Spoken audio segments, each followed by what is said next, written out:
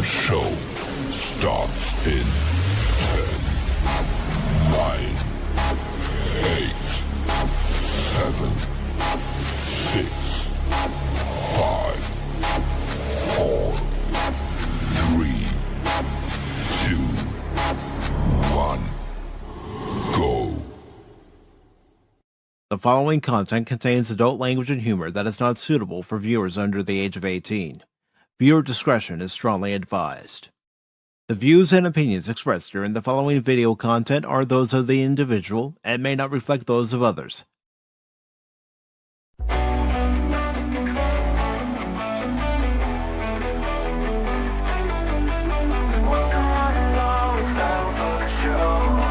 Pacific414 Pop Talk is here.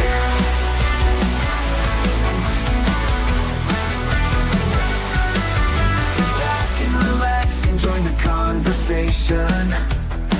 We've got Baron, Orman, Tagge, Cash Money, 007, and even Mike too. Pop culture, entertainment, news and reviews. Discussions are had, opinions made. From the panel to the chat, everyone is welcome here. Reactions, watch parties, and special guests. We like to have a good time.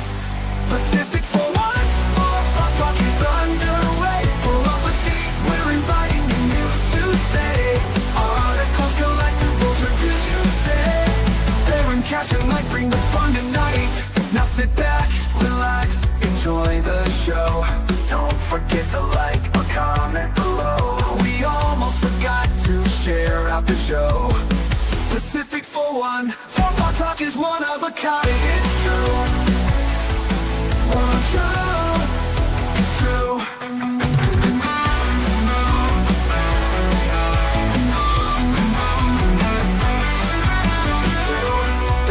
Relax and enjoy the show. Good morning, good afternoon, good evening, and welcome one and all to tonight's watch party of Nuremberg, which will be on the KOSMI side, but I do have a specific reason as to why I don't have the KOSMI link in the chat on YouTube and Rumble, and it is not because of any kind of issue. It's because of the subject matter in this film.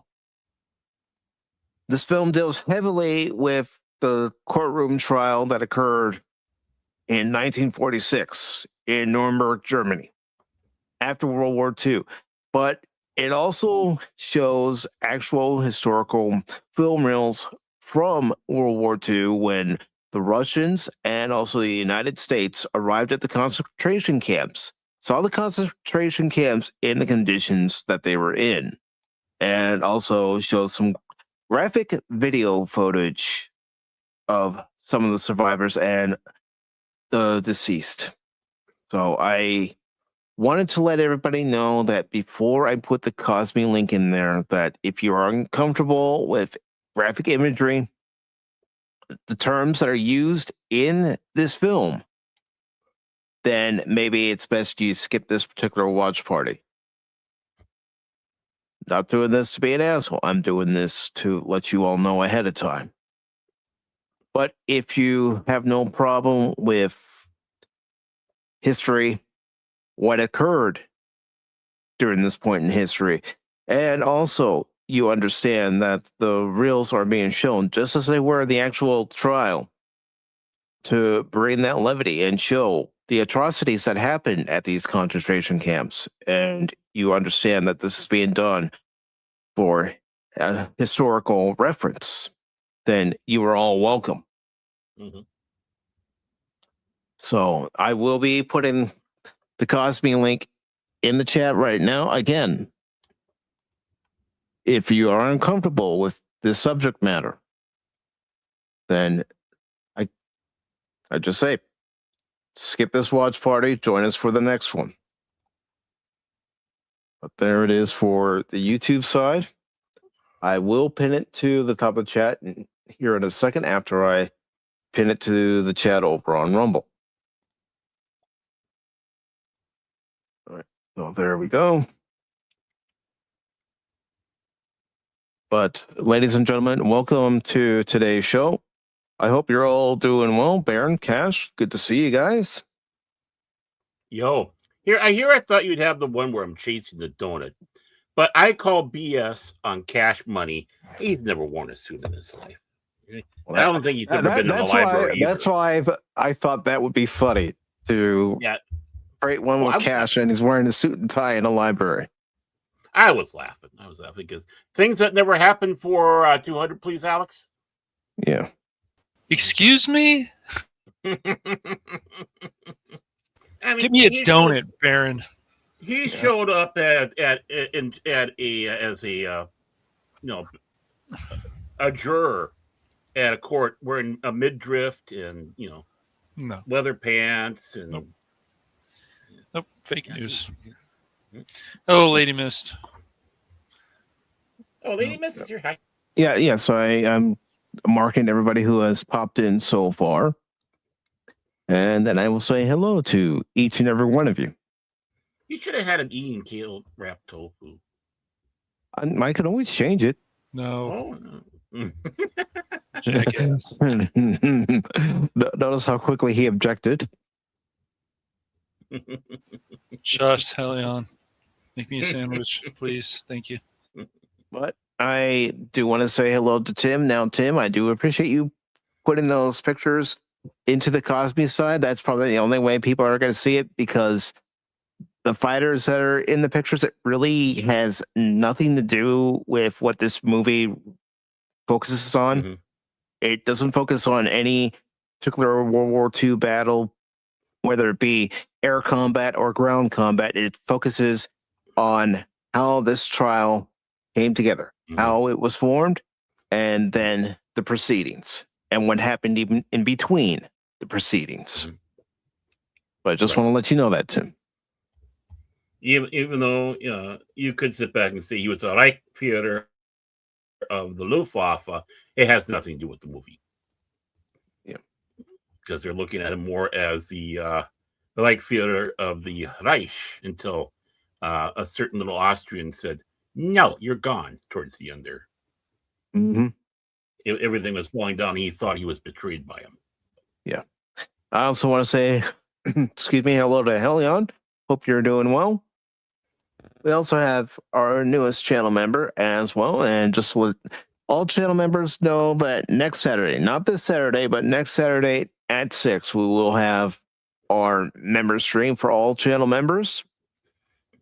So at 6 p.m. Eastern. Next Saturday. Not next Saturday. I'm next Saturday. Like, and of course, yes, Zaffris, not Zaffris. That was a fun watch party. Of course, Lady Miss, good to see you. And Zachariah Johnson, good to see you as well. Welcome. Let's see. Have I missed anyone else who might have popped in? Not yet. Sounds mighty frontierish, Zachariah Johnson. You see him trudging through the mountains and buckskins and his mule, exploring around, getting the skins and stuff like that. Yeah. That sounds like a very adventurous name.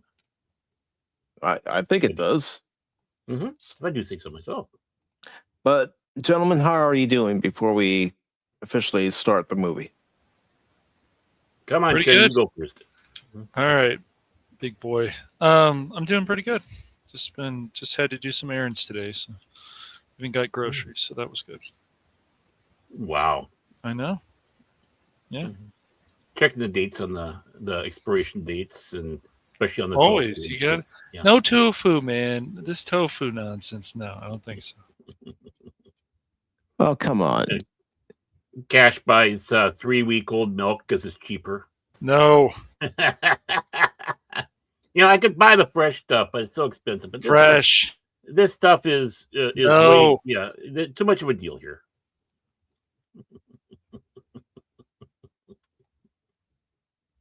That's what I'll give you, Baron. Help, you're threatening me. I state truth and he gets mad at me. What am I going to do? But Baron, how are you doing, brother? Oh yeah, I know all about Jeremiah Liver Eating Johnson. Yep. Oh, I'm doing okay. I am doing okay. Just another day of being a nurse, and we did our shopping too, and got that taken care of. I got plenty of donuts. Donuts. Yeah. Chocolate raised donut, chocolate frosted raised donut. And then I got some blueberry ones, what they call the Dunkers from a gas station I dropped off there because I love blueberry. Gotta love the blueberries. The blueberries, they're huge. They're, without blueberries, we wouldn't have a nation. Make America great, those blueberries. And yeah, I have some of those, and I have to be careful because Mouse loves them. We've discovered that way back when we had a box we had on the table, and he and his brother Bobo, rest his soul, broke into it to eat the blueberry donuts. Well, they're blueberry donuts. Mm-hmm. It's like, oh god, dude, Bobo, get over here, blueberry donuts. Right. I mean, I didn't think cats liked blueberries, but I guess so You'd be surprised what some cats like. Yeah, I know. I think Duchess likes them now too, and so does little girl.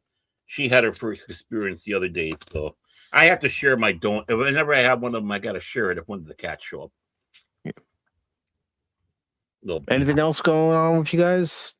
Nah, just running doctor appointments and watching the Olympics, especially the ones that hate America.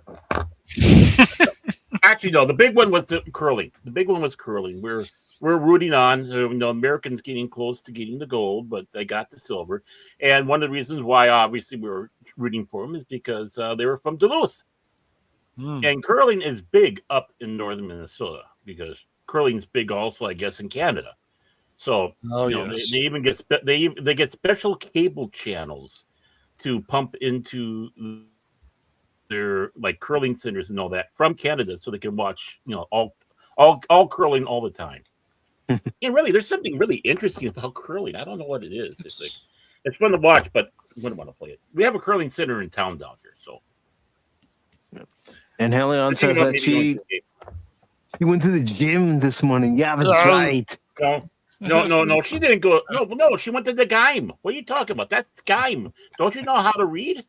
That's game. Oh, game. No. And I also want to say hello to Tree Nug. Hey, Tree Nug. That's tripping, man. Tripping. But again, well, probably the last time I'll say it for a little while at least. If you're uncomfortable with World War II subject matter and also graphic imagery, especially from historical film reels, then speak now or forever hold your peace, because I am going to start the movie.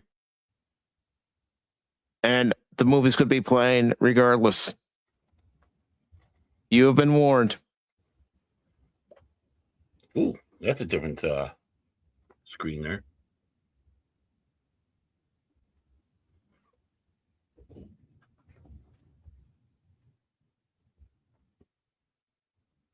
Walden Media. Okay. Wow, it's been 25 years since then. Oh.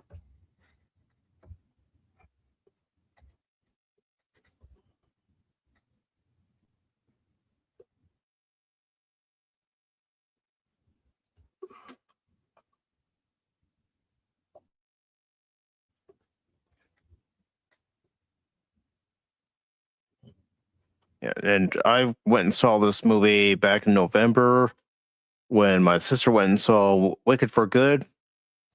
I went and saw this, and I had a few people say, "Oh, you don't want to go see it because it has this, that, and the other." It's like, no, I do want to see it.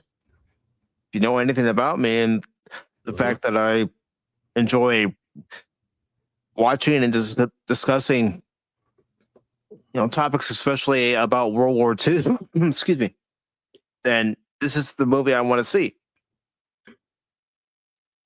But what an opening scene there, the cinematography and how everything's set up. Yeah. Wow. That's one of the things I really appreciated about this movie.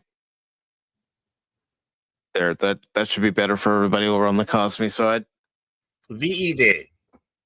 Mm-hmm.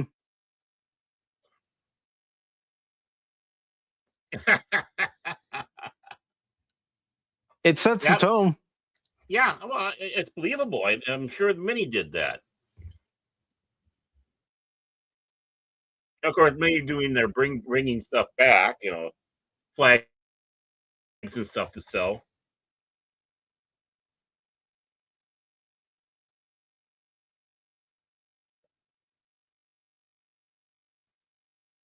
Yeah, it does, Tree Nug. History does rock. Mm-hmm. There are good points in history, and there are also points we need to learn from. They probably should have been driving a car that was not so conspicuous, but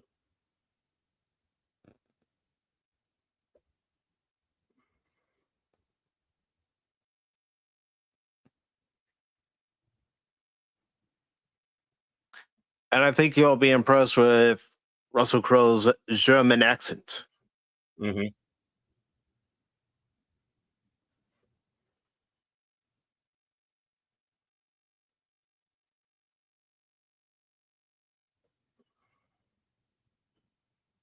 Oh, they got some weaponry.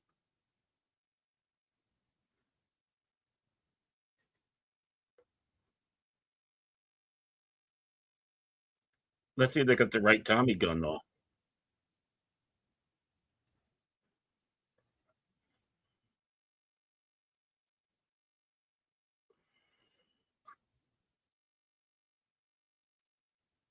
Mm. Wow, he's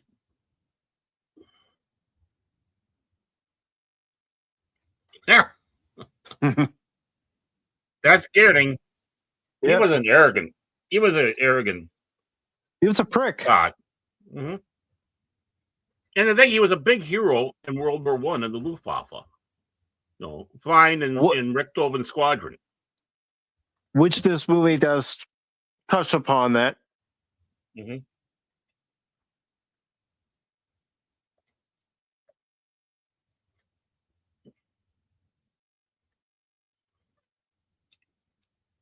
I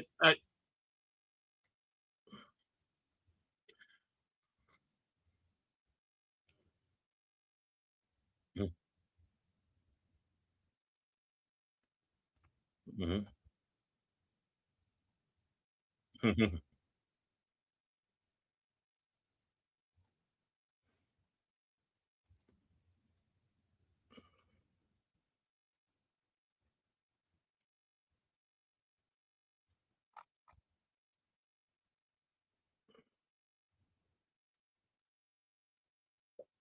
Mm-hmm.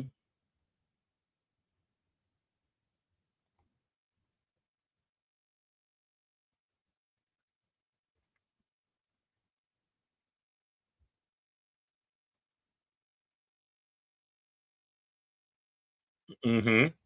And she's absolutely right. Mm-hmm. And pay attention to the dialogue, too. Mm-hmm.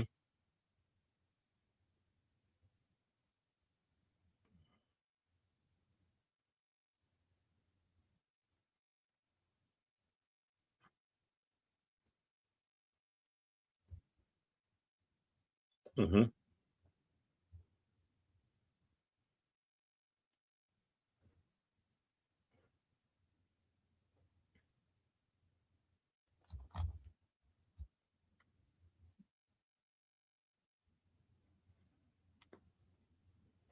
But they did declare war.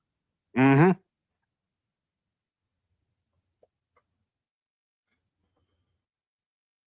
Right after Pearl Harbor. Mm-hmm. If the little Austrian did not declare war on the United States, there'll be a different outcome. But he kept his word to the Japanese.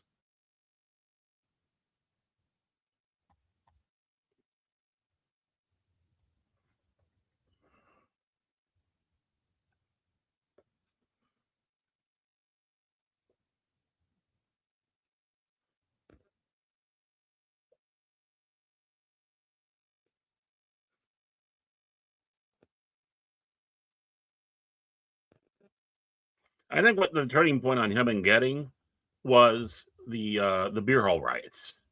Mm-hmm. Because when the little Austrian and Göring and Rome came out and arm in arm walking along there. Then the shots started getting fired.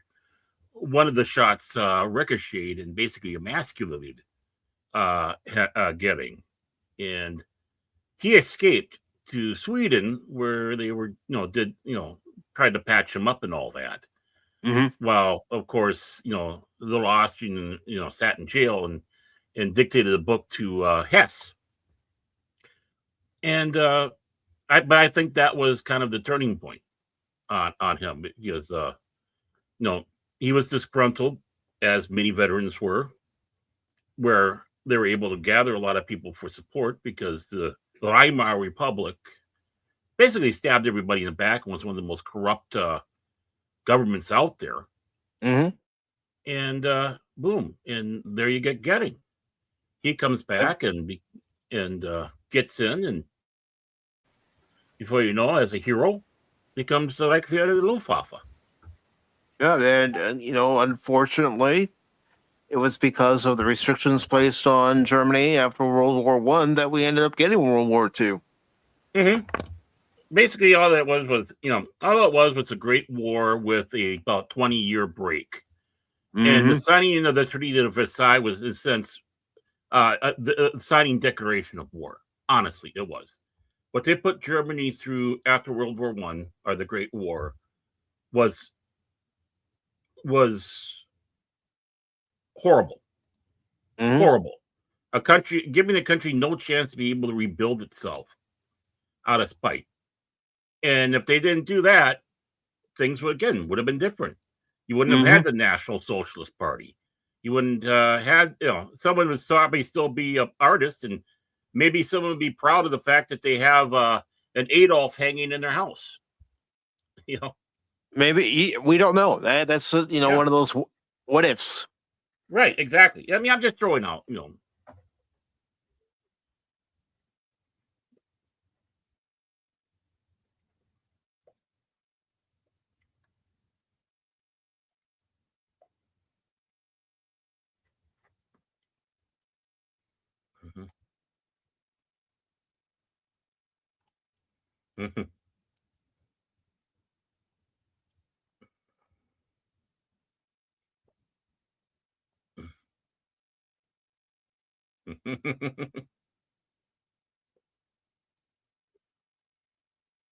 I would love to have one of those Jeeps, man. I enjoyed this movie when I went and saw it. It's just too bad it wasn't out that long in the theaters. Yeah.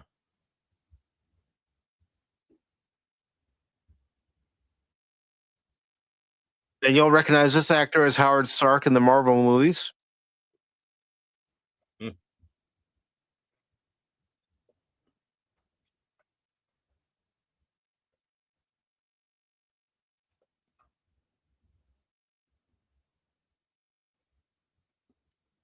Oh, yeah. Mm-hmm.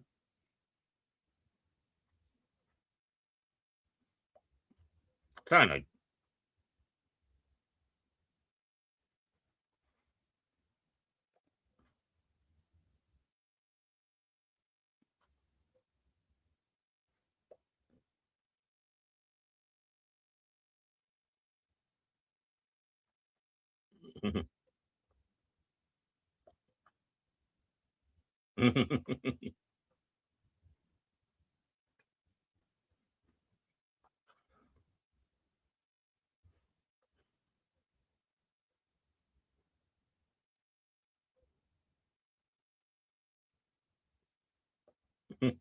Yeah.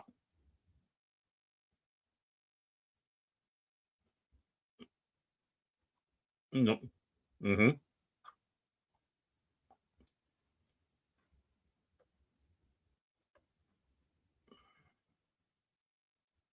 Yep, and Baron already alluded to Mm-hmm. why he has that problem. Mm-hmm. And a lot of others that were in the war and got hooked on morphine and other fun stuff. Welcome to the KOSMI side, Pat. I want to be.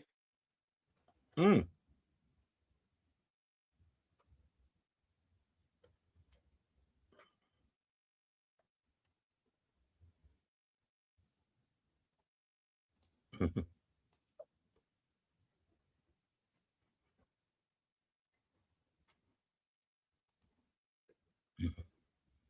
That's- mhm.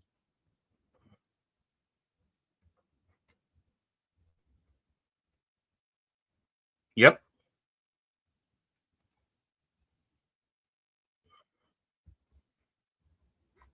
One of one of the reasons why Göring and Himmler didn't necessarily get along. Mm-hmm.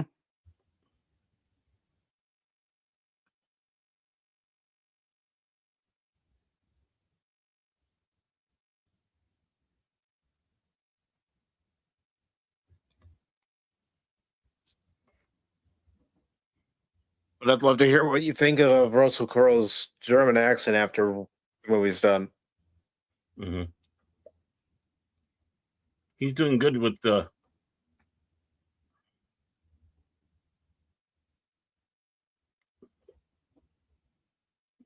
Yeah, Oh. The German's good. Mm-hmm.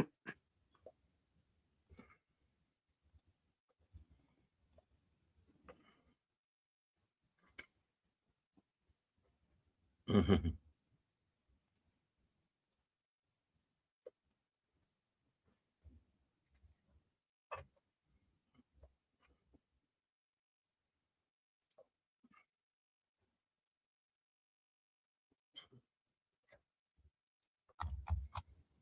As you mentioned.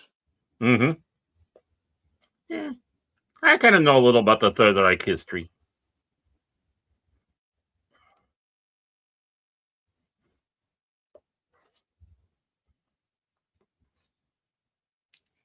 The fact that Russell Crowe got so big.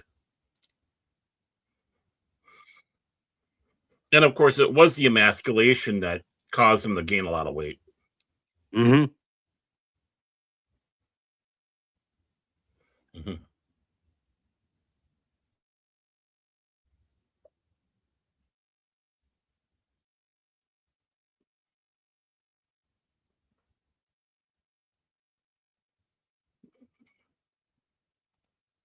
Mm-hmm. Playing to his ego.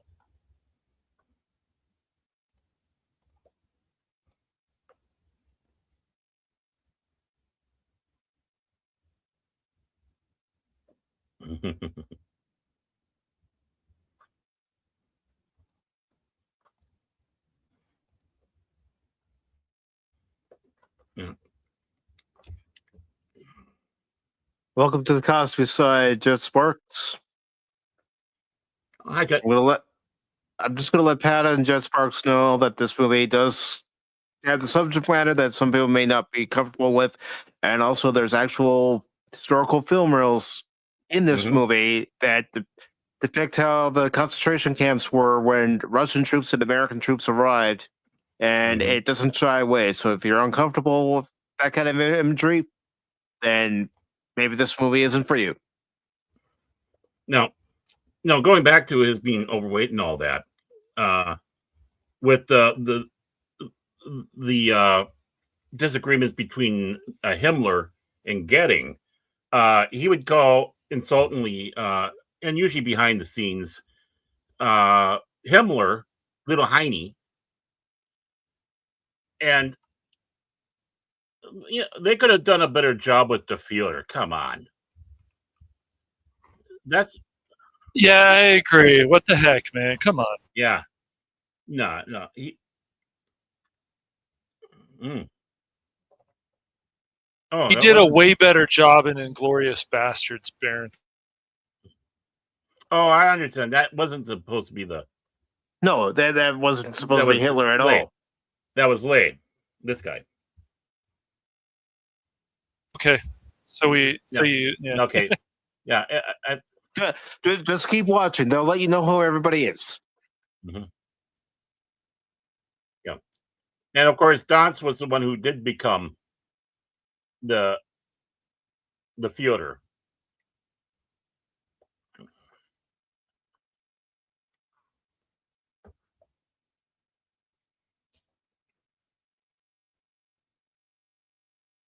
Mm-hmm.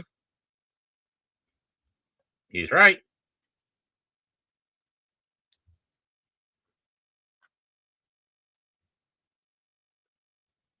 Pat, this is actual historical newsreels, Yeah. not just the ones from concentration camps that you'll see later Mhm. on in the film. And of course, black and white film footage Yeah. with them to have it seamless. Mm-hmm. Frood, who is Jewish.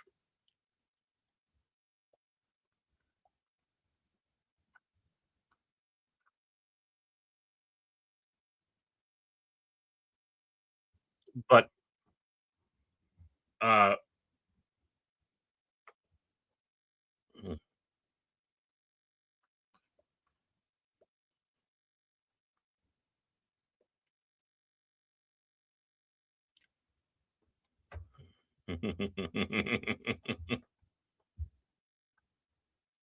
realizing it, huh?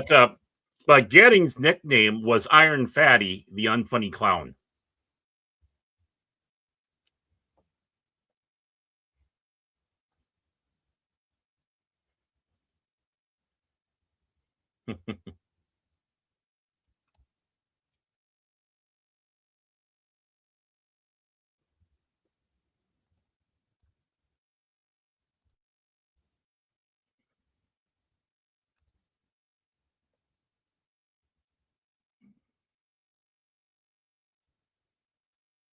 Mm-hmm.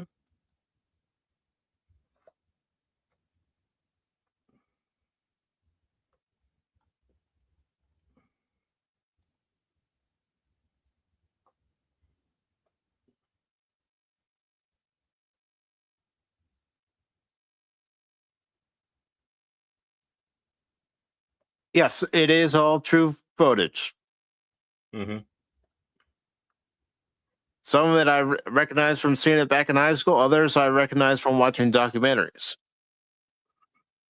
Mm-hmm.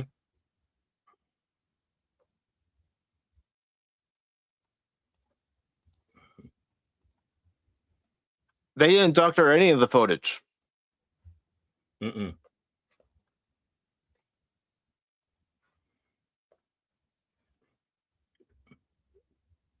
The thing is, yeah, they did have work camps Mm-hmm. using enslaved Jewish laborers, and a lot of them died from that working Starvation hard and yeah, they weren't escorted into little showers. A lot of them suffered so much that if they had a choice, they would have gone into the showers. That's how bad it was.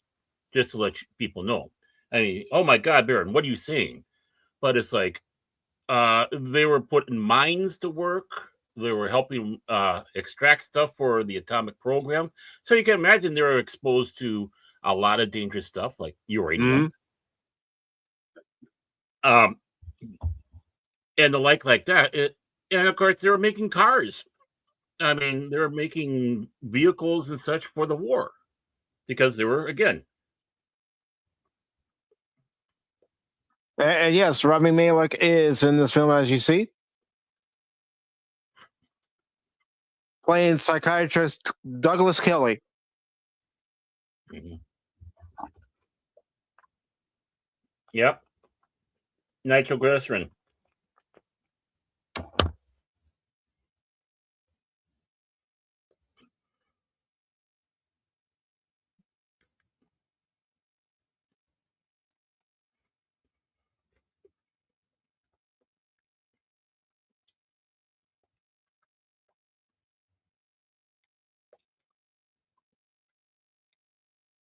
Mhm.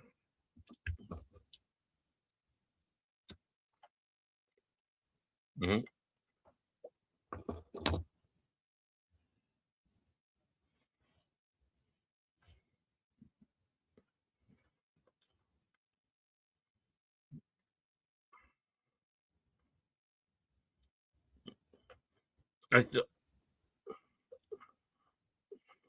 Exactly, Tim.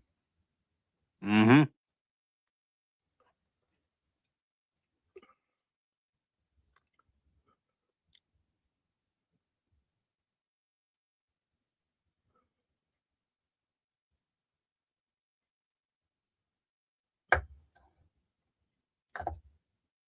Tim saying that his granddad shot down one plane during the war, and FW 190 near Berlin. Mm-hmm. He said he hoped Hermann Göring saw it. Well, saw it go down.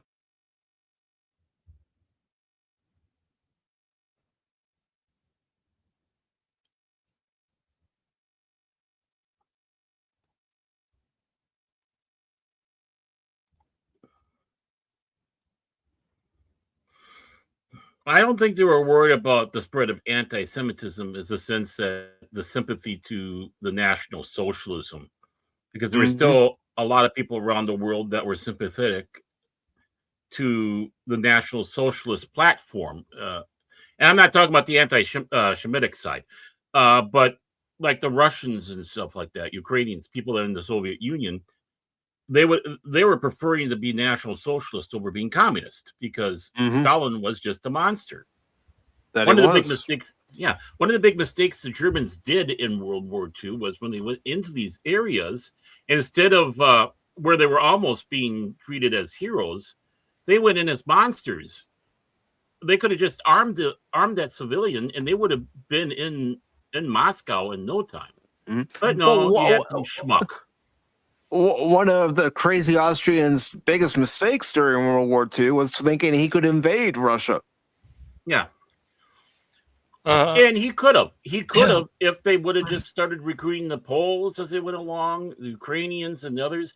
He would have been in there. But you had some Scholzstoffen officer who was an idiot and just went in there and was being an absolute monster to those that were in there.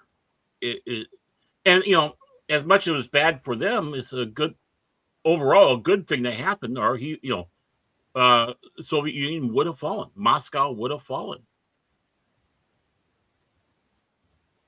Again, it's one of those things that what if things that happen. What happened? Tim, I don't know how you would feel, but I'm sure there'd be a lot of anger. And Phil, if you'd like to watch Nuremberg, the KOSMI link is pinned to the top of the chat. What I like about this movie already is the fact that Russell Crowe is actually speaking German. Yeah. Even though I thought Valkyrie was a good movie, I think they should have actually spoke German. I think Tom Cruise has actually spoken different languages, so in movies. I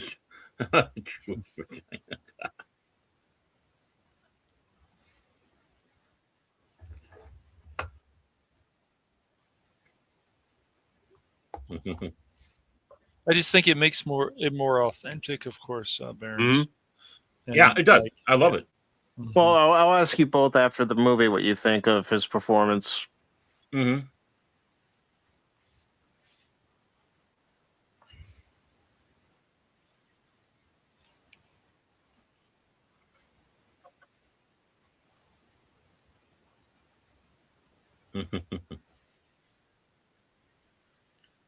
The Holy See.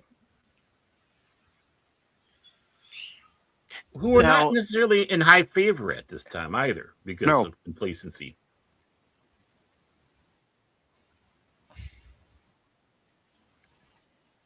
And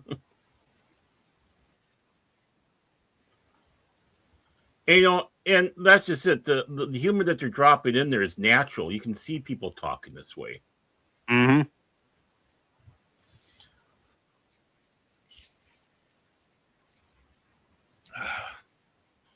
Can't remember what that movie came out. What was it, 2 years ago or something about the Catholic Church? Can't remember.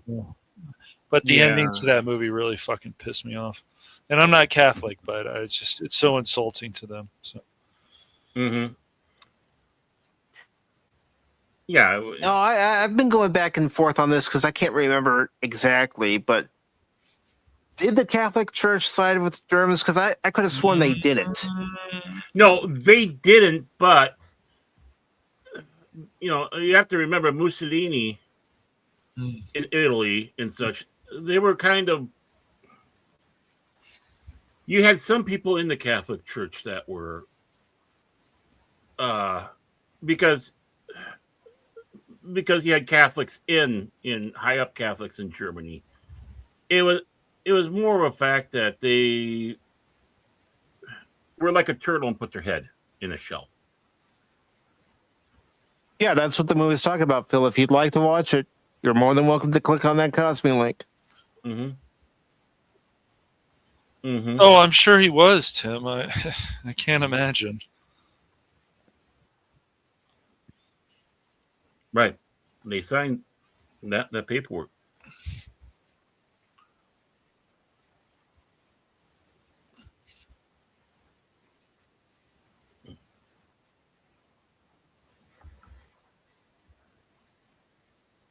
Mm-hmm. Yep. Hmm.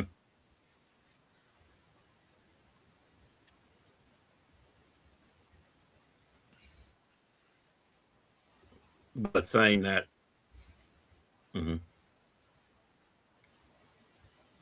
Mm-hmm.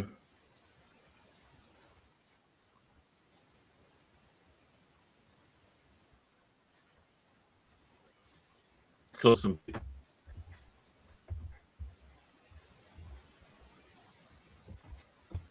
It's still a sore spot to this day. This. Mm-hmm.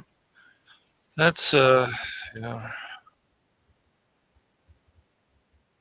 Mm-hmm. Ooh.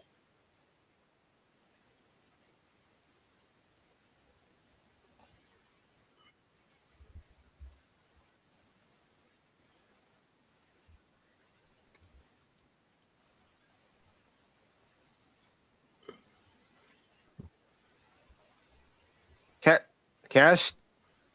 Hmm? Cash, he's saying you're depressed. No. I don't think you're depressed. Yeah, I'm depressed when I see you, Phil, all the time. Yeah.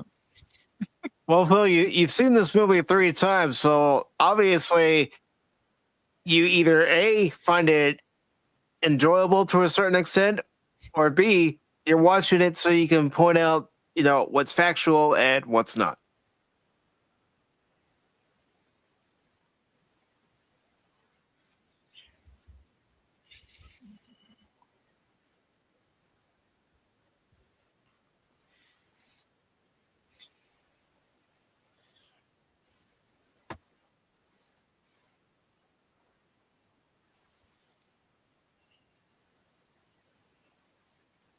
Gotcha.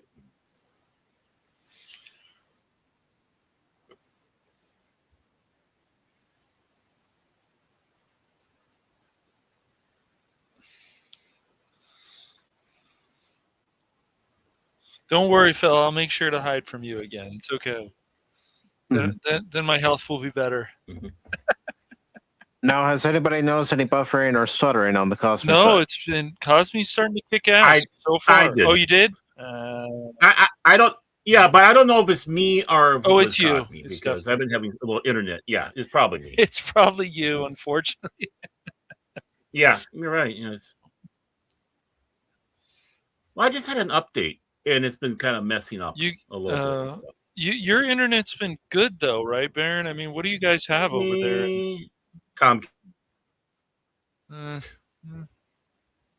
Pretty good. Yeah, then. Exactly. It used to be good, but it's kind of been acting up lately. Okay, yeah. See, like when Spectrum goes down, and I know Mike has Spectrum too. Mm-hmm. It can definitely be a problem, but Time Warner, at least here, used to be worse. Mm-hmm. We need more history movies. We don't. I feel that we're lacking with it. Yeah. As long as as it tries to say to the factual parts. That's right. Yes. Of history, and not try to exaggerate or throw something in that never happened. Yeah. Or try to turn it into a political piece. Right. Yeah. Piece of Well, BS. Phil was even telling me stuff about like Band of Brothers. There's just like inaccurate information in there, even if people have enjoyed it. So. Mm-hmm.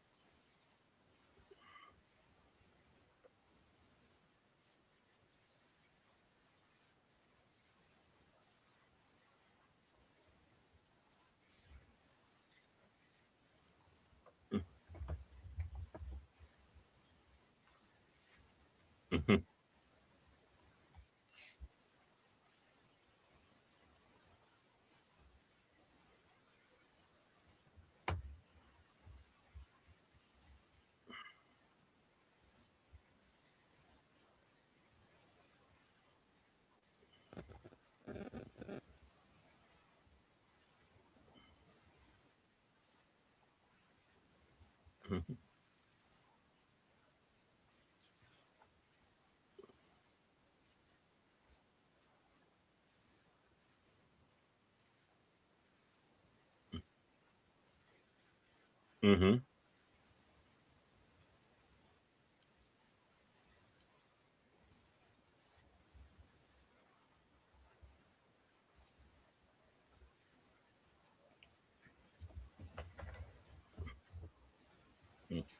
But it was a lot of pressure for them to put this all together. Right. It would have to be. I mean, honestly, you want to take a look at it. What they're doing is very questionable and dangerous, because where does national, international law comes? And so how do you go about this that doesn't damage that? Mm-hmm. No,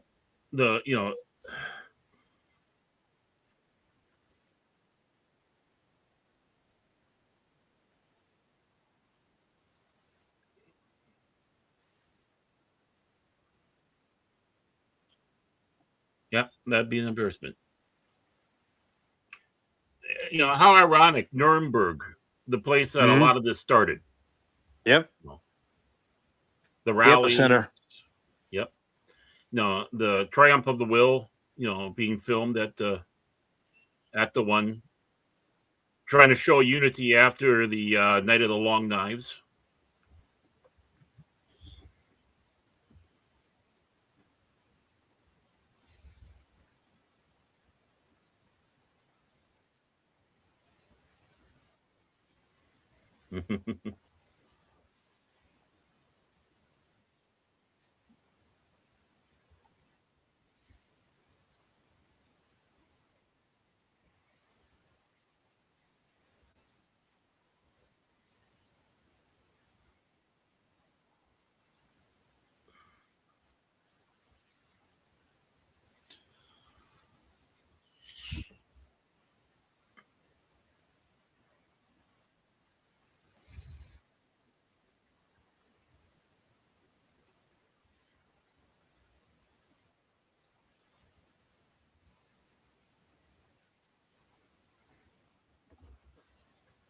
There's that arrogance again.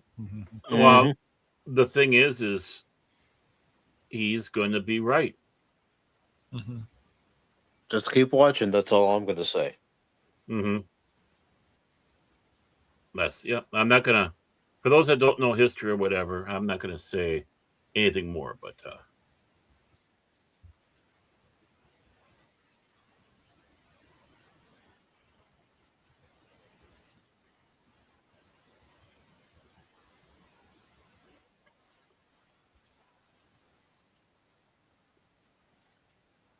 no judge is fair.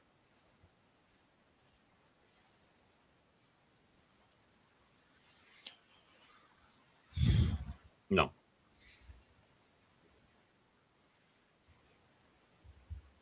Well, Tim, Malek's been in a lot of stuff, including Bond, of course, the last Bond movie. He was the villain.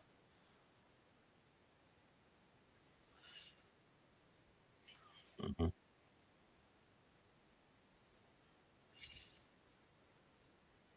I still haven't seen the Queen movie yet, but I probably should see that. It's good. I'll make sure that we have it on our list of movies to watch this year.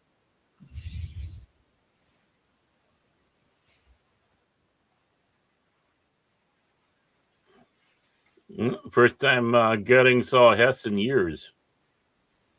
And if anyone out there is interested in seeing more movies with Russell Crowe, I highly recommend LA Confidential and, of course, Gladiator, the first Gladiator. Mm-hmm. Master and Commander. Oh, yeah, Master and Commander is very good, too. Yes, that's a very good movie.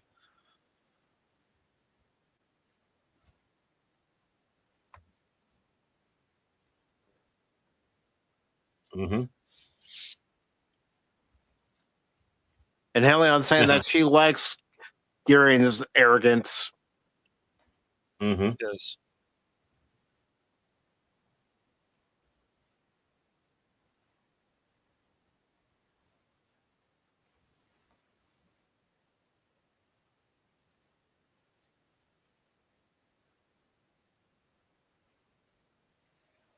Mhm.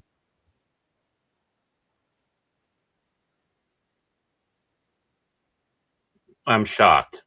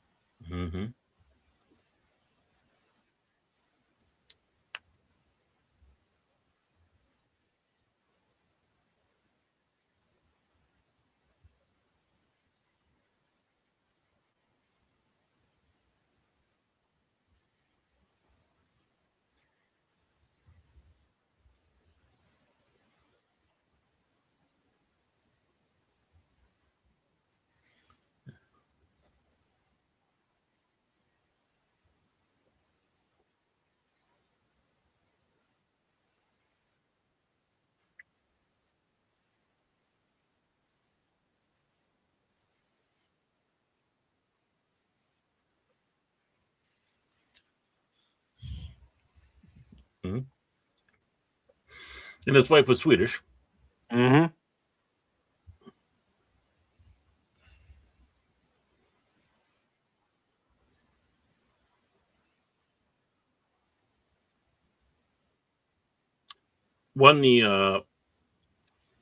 One of the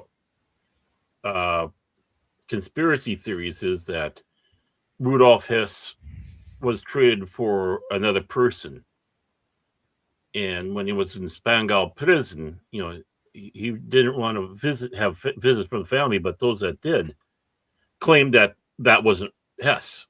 Mm-hmm. And then he died of mysterious situations in the prison itself. So I mean, that's the conspiracy. Take it for what it's worth. I'm not saying it's true. And what do you think is true then, Baron? I don't know. The whole Hess thing is a confusing thing from the moment he crashed in Scotland to his death in prison. And Phil says, fun fact: the German Navy of 1933 to 1945 never did the Nazi salute of everybody in the German Navy favored the Kaiser. Yeah. In fact, there's there's a picture of the theater on the Bismarck, and a bunch of people are doing the Heil, but the captain and the others were giving them the salute. Just like Rommel. Most of his people were not part of the party. Yeah, I was going to say, including Rommel just like in South Africa when you had the German troops there, they didn't do it. Mm-hmm. And Rommel made sure that the broken cross was as small as possible on all his emblems in there. If you ever looked at the Africa Corps, symbols, you have the prominent eagle, but you notice that the broken cross is rather small. Mm-hmm.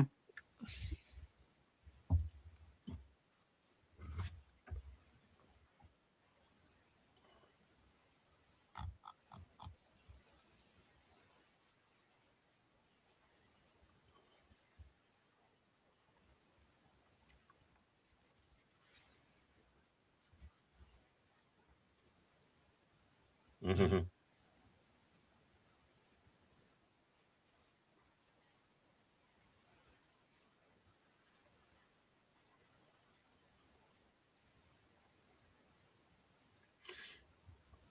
The big question is who is the father of his daughter?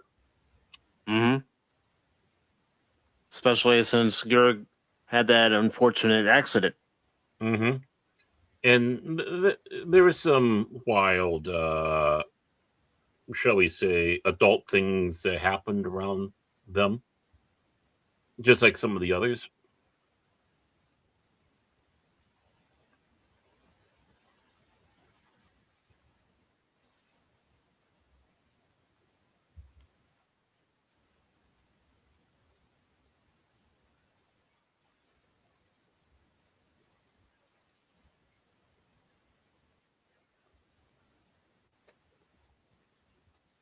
Mm.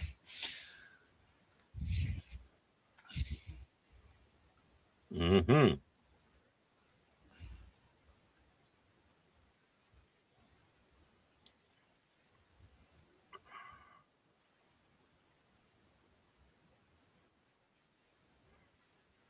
No, that that's the thing too. As you're watching the scene here, Mm-hmm. how the children suffered because, of course, they were children, Right. and these people were actually very good parents and loving parents. Even Goebbels.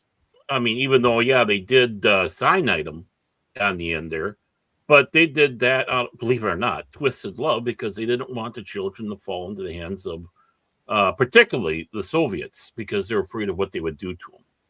Mm-hmm. And but honestly, Goebbels would have been Father of the Year. If it wasn't for the fact of who he truly was, and the same thing with Göring. Yeah. And these people, it's like even monsters, they think they're doing the right thing, and they can be loving people at home, but they're still evil. What a conundrum, isn't it? Yeah. In the whole thing, not excusing these people, mind you, it's just irony. Well, everything isn't just cut and dry. That's the problem, where people just think it is, and it's not. Mm-hmm. Even Right. with people that are supposed to be evil. And not saying they aren't, but it doesn't mean that their whole family is evil. It's just Mm-hmm. Right. I mean, and especially the children. Mm-hmm. And Eric, good to see you.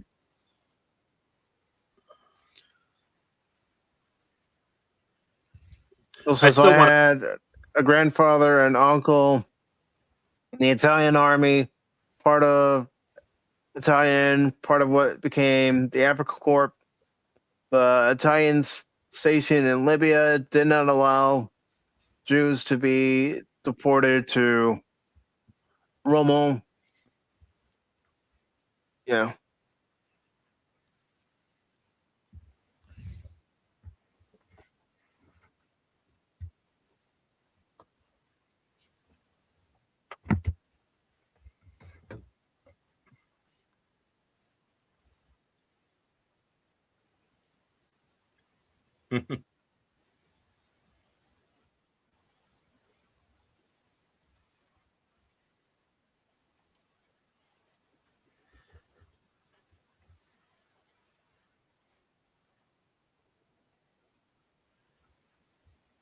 Still want to get that book that.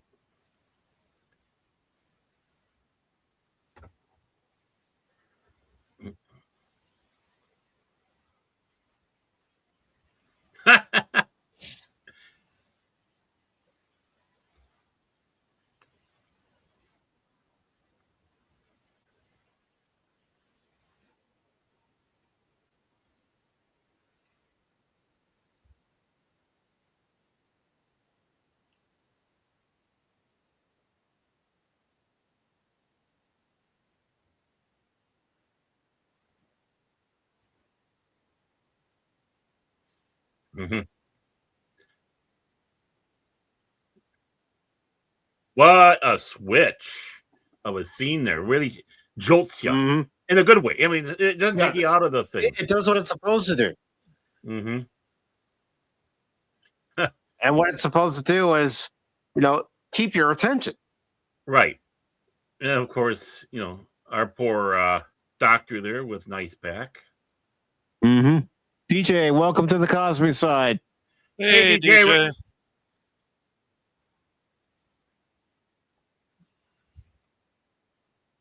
Mm-hmm. And one of the obstacles hit you. Mm-hmm. Well, I'll be honest. At first, when I saw her, when I first watched the movie, I thought it was Daisy Ridley, but I'm going, no, that's not Daisy Ridley. No, it's not. No. Still cute.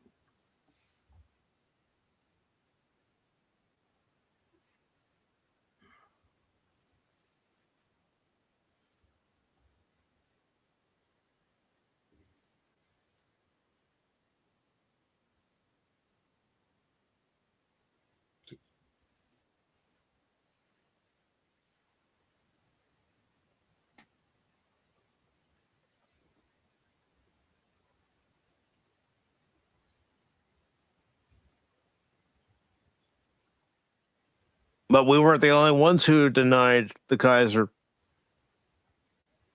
No.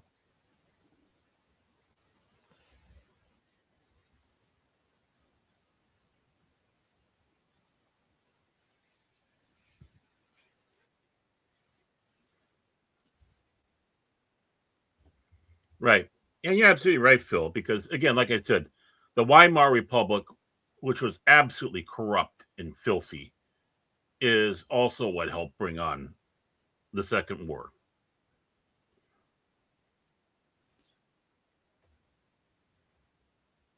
More actual newsreels are shown in here.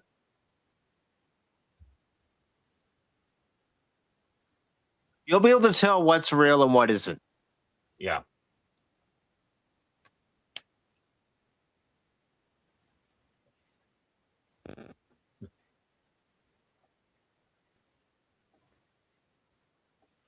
Mhm.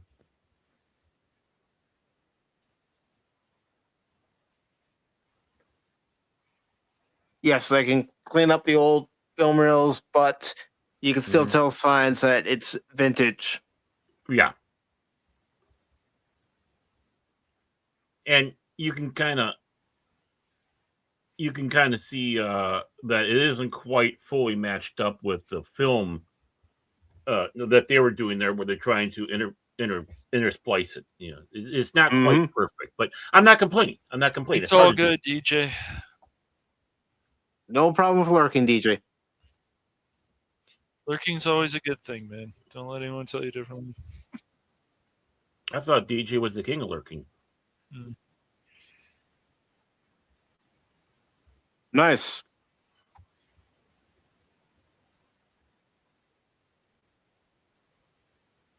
That's the advantage of having a second stream. You can still watch the movie. You know, I still want to find. I think I started seeing. I want to find that book where they took a Lutheran Missouri Synod pastor because he knew German. He went over there to, basically on the last day of people, try to, of course, evangelize and give, well, Lutherans don't have the last rites, but communion, stuff like that, because of course Germany was so heavily Lutheran for obvious reason. And Hermann Göring was absolutely unrepentant. He was bitten about, why should I follow your Jewish God? So type of thing. So he was unrepentant, completely and utterly.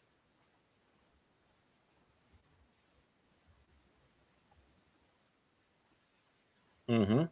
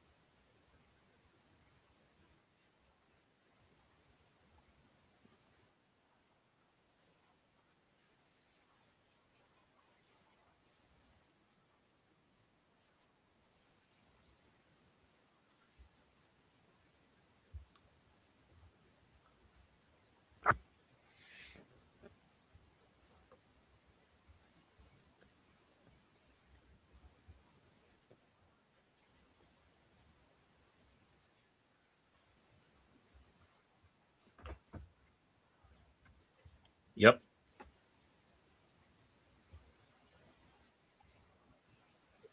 Right. Because they wanted a show. Mm-hmm.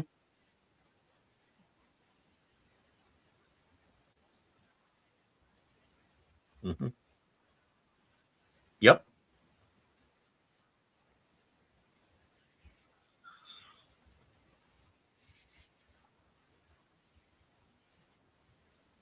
I guess I got ahead of myself when I said this part.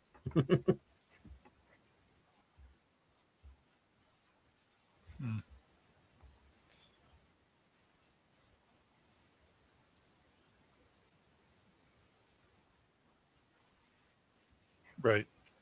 Mm-hmm. Mm-hmm. No, they don't deserve You're not that. going to give them that satisfaction. Nope. Right. So they're going to do the dog and pony show. I mean, yeah, I know it sounds cruel to say that, but that's what basically what it is. The outcome has already been decided. They just want to make a show.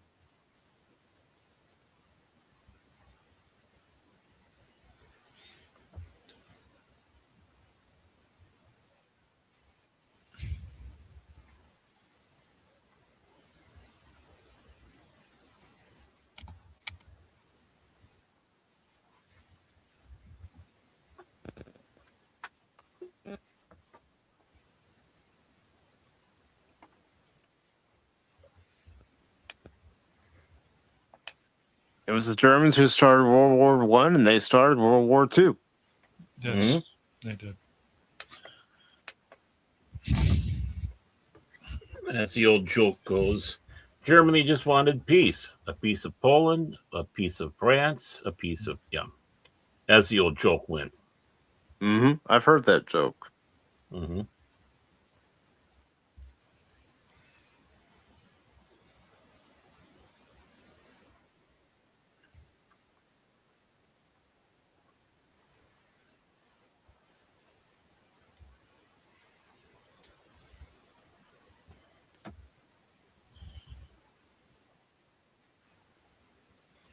Ooh, you got a cigar. Mm-hmm.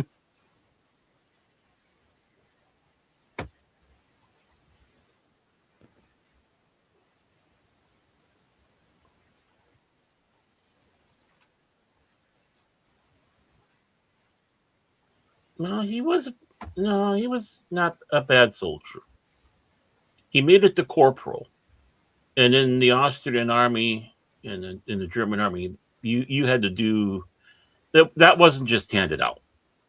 No, but this is Douglas saying it from a certain point of view. That's true.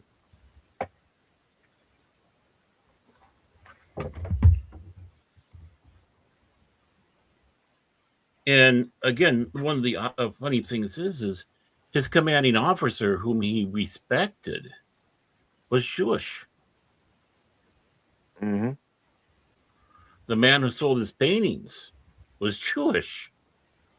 The man who was taking care of the doctor was taking care of his mother through her last days until her death, whom he never blamed the doctor for and held in high admiration, was Jewish. What a conundrum, isn't it?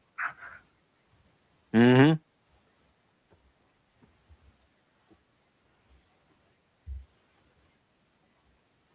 Mm-hmm.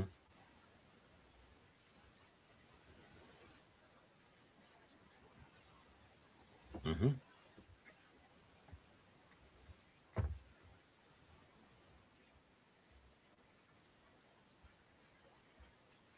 Yep.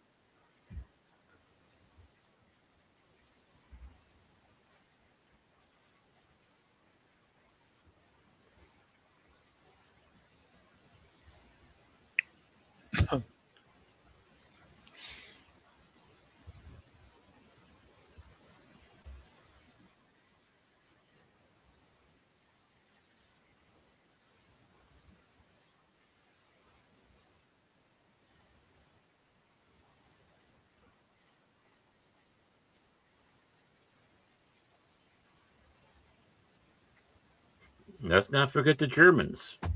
Mm-hmm. A lot of people want to forget about the German internment camps in the United States. And some Italian.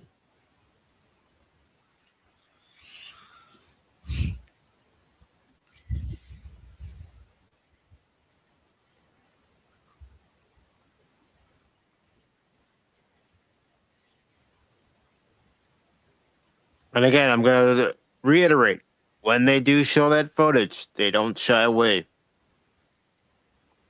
So when it gets to the part where they are showing the footage from the concentration camps, that's why I've been adamant about letting you all know viewer discretion is strongly advised if you've never seen them.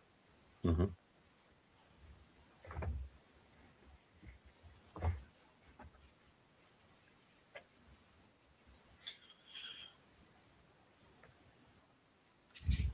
Like a lot of people, with the camps and even nowadays, things how they said this is barbaric what America does. Here's the reality. Yeah. War is not pretty. And No. when one nation attacks another nation, another country attacks another country, there's unfortunately going to be repercussions. And that's so There's even going to if be you're actions taken by all sides that people will raise an eyebrow about and say, That's right. why'd you do that? right, exactly. And this conversation right here is something I've been talking about for a while. I'm selective on it because, you're afraid to start bringing out this other side because they sit back and think you're a sympathizer when you're not. In fact, you're discussing something that's even worse. Mm-hmm. But I do honestly believe that Göring, I do believe that the Führer were not necessarily, well, I think he did as it went along, became an anti-Semite. I honestly think that the Führer was just sociopathic enough. It's like, whatever I can use to step to get higher. I know that there is a huge sentiment against these people. I can use that. And I mean, as it went along. And unfortunately, he did. Yes. Yeah. And as things went along, I think, he eventually did, especially after, you had the Valkyrie event, the attempted assassination and the various disease. Some people suspect Parkinson and probably did have Parkinson. He might have actually started feeling that way.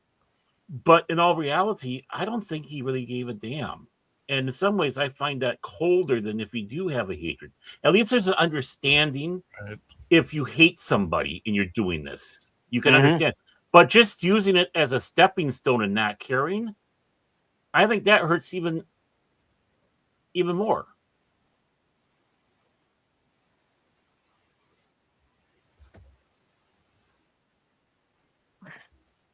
Mm-hmm.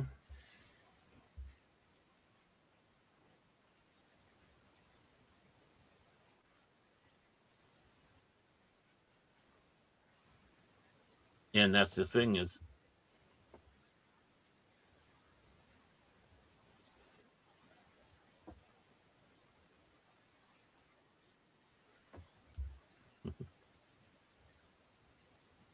that's how devoutly loyal they were. Yeah. I mean, their world has come to an end.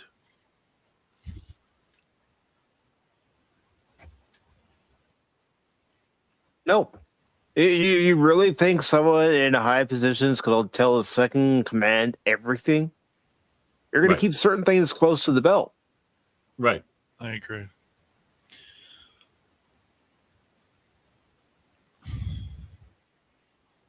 I mean, how much was Göring involved in it? The Führer didn't necessarily like Göring. One of the things is because Göring was great for a tool to get where you're going, right? He was a disgruntled, and a somewhat famous veteran for his actions in World War One. But the thing is the Führer, you have to remember, he was vegetarian. He didn't drink. He didn't smoke. Right? And he just was flabbergasted by the fact that Göring was known for going out for his hunts and stuff like that, and which repulsed the Führer. So who knows how much he did actually bring him into some of the secrets. Maybe he did know. and it's just all an act. And that's kind of the thing. I mean, when you have people like Martin Bormann and all that, who were full-fledged, frothing at the mouth, anti-Semitic, frothing at the mouth, right? And Göring, who is living the good life. Mm-hmm.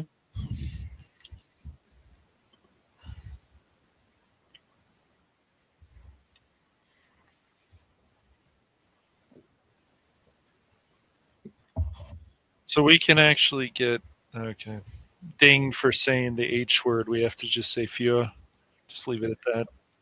Well, I mean, I would rather just sit back and say the actual words because this is history. Mm-hmm. This is not going exactly. out It's there history. encourage. Right. Exactly. This is not going out there and promoting the National Socialists, which is funny. They'll ding you for the short version of that, but that was actually an insult. Mm-hmm. There was nobody in the Reich who would want to be called that. They were National Socialists. Right. And that's what they'd always identify themselves. Mm-hmm. Yep. And now they don't let us use the slur against that. Well, it doesn't help that there's enough morons that are, follow it today that use the term, probably without realizing that's a slur, which makes me laugh. Right. But it's just like when you ask them about history too, Baron, they don't know anything about even the causes that, well, that's a whole nother story. They don't know how World War One started. They don't know how World War II started. Yeah. Yep. You had a Archduke, a rather insignificant Archduke, who had a couple assassination attempts done on him. And of course, the last one was successful, which, he had a good idea for a plan, but that plan went down the toilet and the war started because he was taken out. Mm-hmm. Yep.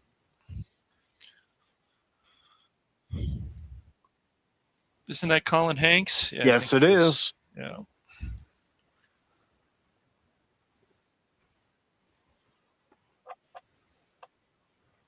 Mm-hmm.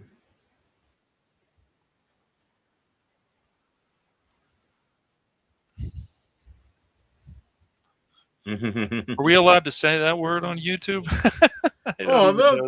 Yeah. It's history, Cash. It Don't is, shy away from it. I don't. Why should we? It's just like because these other people want to. Hell, we grew up in a time where people would mention it because it's part of history. Exactly. That's why it was so crazy. I'm like, people want to not show something like, a swastika for the, of the Nazis. This is history. And so when they want to take that away even from games or whatever, it's history. You had it before, so why would you take it away? Because of your feelings? Come on. This stuff happens. I could have said, I got to respect people's feelings and not show this movie. No, this movie needs to be shown because it's an important part of post-World War II history. Well, it also comes down to one factor. If you don't like it, walk away. That's right. You walk away. Go somewhere else. Right. That's right. If you're in some cases that narrow-minded, walk away. That's right. If you're that brainwashed into thinking that anybody uses that word as sympathetic, go away. You're a moron. That's right. Right. Right. But see, the real danger is not it wasn't, of course they're heavily going with the anti-Semitic stuff because of what all happened there. But the other big fear was the fact that people would be still encouraged by this system. Yep. It was trying to stop revival of this, and more the fact that, as he said, do we want this to happen again? A third world war where Germany finally gets really forked off, and this time they'll probably win because how close they were winning this time. And it's a natural one. George Lincoln Rockwell, right? Lieutenant Commander, United States Navy. Yep. I believe he married an Icelander. I read his biography. I got it. It's a great biography. Yeah, I mean, it's called Hate. And the thing is, he was a good officer in the Navy. but he started reading Mein Kampf, My Struggle, and he became sympathetic to the Third Reich. And after the war, he was becoming kind of a problem. So they made an agreement with him that he would step down, retire. He would retire at the rank of full commander. And he, of course, as it went along, he started the American Nazi movement, the American Nazi Party. Mm-hmm. And he was very charismatic, very handsome, which was, of course, drawing people in. Of course, it was also repulsing people because he was talking about how great the enemy was. And he was later assassinated in a laundromat by one of his followers, disgruntled followers. But that's what they're afraid of. When you have your own people getting so fascinated by this and inspired by this, you don't want that. You just wanted the whole thing to go away and not have the risk of this creeping in, especially when you had the big battle in the United States at the time between the National Socialists and the Communists. Mm-hmm. You had the same thing going in there. And it's like, oh my God, these people. Well, yeah, they were fascinated with the Nazi stuff because they were only being told one side. You had the German American Bund Party, which was, basically the friendship party, which was being a front to go in there and try to, turn people over and be sympathetic towards. And then you got the communists. Well, you take a look at it. Both sides are scumbags, but yet we're going to pound on the ones that were Nazi and we're going to ignore the communist ones. Mm-hmm. Even though Russia did its own share of dubious deeds. Mm-hmm. Mm-hmm. Exactly. Yeah. So, I mean, as it goes, the hammer and sickle to me is just as much of a hate symbol as the swastika from the Third Reich. It is. Yeah.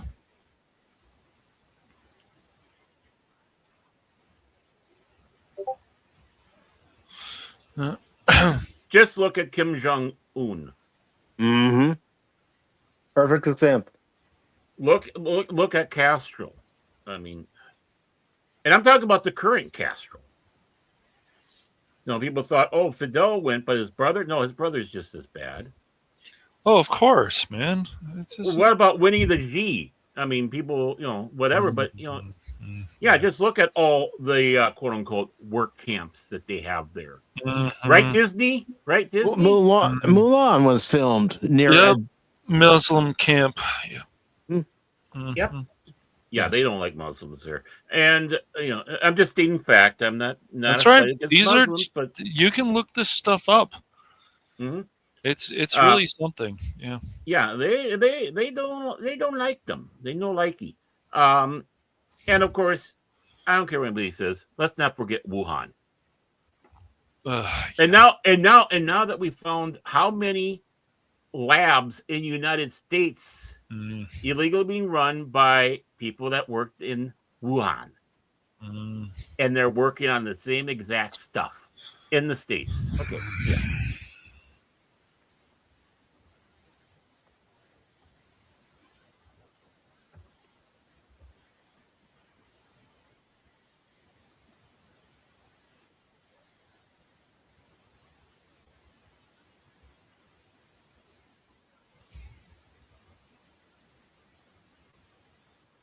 And film brings up that Finland was the only country that was innocent during World War II. Finland? Not completely. But I was going to say, I think they still had their part in the things that occurred. They're not completely innocent from what happened. They had swastikas on their machinery, and we can't forget the most amazing piece of audio we ever got came from Finland, and that's when Adolf went over there to talk with the higher ups in Finland. They were on a train.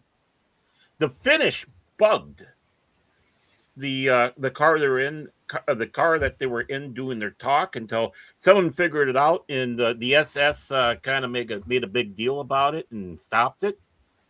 Causing a little bit of a higgledy-piggledy, but it's the only bit of audio. Now, I heard there was a second one that came out, but this is the one I know for a fact.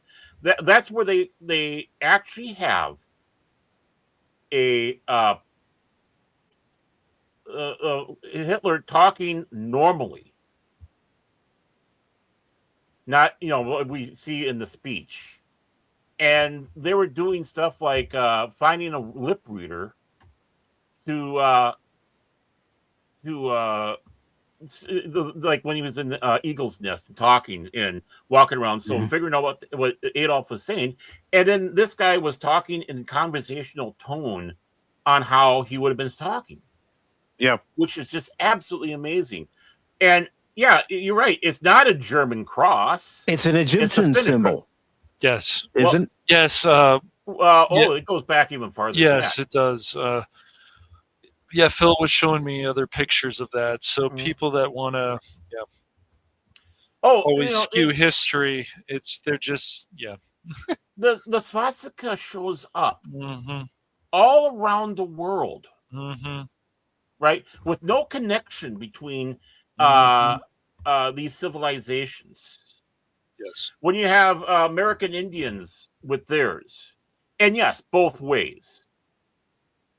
Right, they sit back and say it's only for one way that that is, but no, they use it both ways in society, and the meanings were kind of the same. It's like good luck, our victory, which is why it was adopted for the Third Reich. We're going to have our victory. So the one thing about the German cross was it was askewed, right? So it was slightly to the askew when you see everything else, and not straight like the Finland. But they still had a swastika on it. I didn't say it was a German swastika, but they had swastika, and it was post, the start of the war. Yep. But you'll find it in Egyptian. You'll find it, obviously, if you go to India, it's all over the place. Japan, it's on house flags or banners or whatever you want to call them over there. Teepees. In fact, if you remember about the teepee motels, up until World War II, they had swastikas on it because they saw it on teepees. So they put those designs on there. Right, they did. It got whitewashed off. Reenactors, and the hardcore American Indians that still hold on to their history, their past. They'll put up their lodges and they'll have swastikas on it. I remember my dad was saying that some pissant little pencil neck geek was causing problems because he saw it on there and started to make a big deal about it, and the guy and how he's going to rip it apart. The owner of the Ascension teepee, who was huge, sat back and said, "You have to go through me first." And he realized that yes, he probably would have gotten killed if he tried it. That's all serious. But Christians used the swastika back in the early day. Well, why? The Hakenkreuz, broken cross. The cross has been broken. The Nordics used it. It was Thor's hammer being thrown. Victory. So yeah, it's an ancient symbol. It's a dramatic symbol. It's an Indo-European symbol. It's just how did this come about? And 12 years of an Austrian should not discredit it. It should be taken back.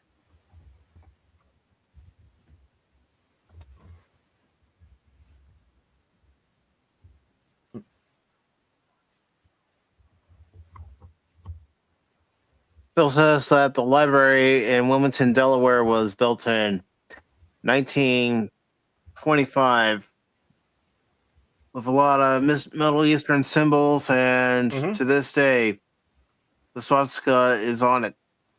Yep.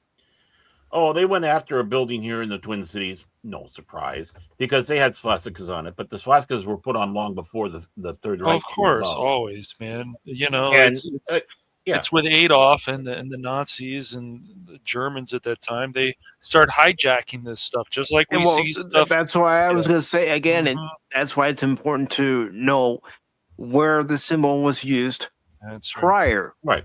That's right. I'm not saying that with the way Germany used it during World War II and the Third Reich was appropriate. It wasn't. No. You have to know how these symbols originated and how they were depicted prior to somebody hijacking it. Yeah, and still used today around the world. And if you try messing with them, they'll smash you. You know, it's just like the Totenkopf, the death head. You know, that you saw on the SS, the Schutzstaffel. No, it's the skull with the crossbones underneath. That And was I'm sorry, not. Phil. Just real quick, I need to make a correction. Phil said 1923, not 1925. Oh, it's all good. Yeah, and but that was used by the Hussars long before. You actually had a Jew who wore that because he was the only the second Jew to be part of them and the first one to be an officer.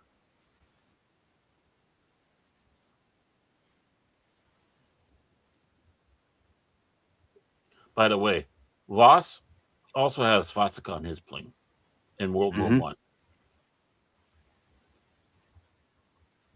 and he was Jewish. So even in the Middle East, in that area, they used it. Mm-hmm.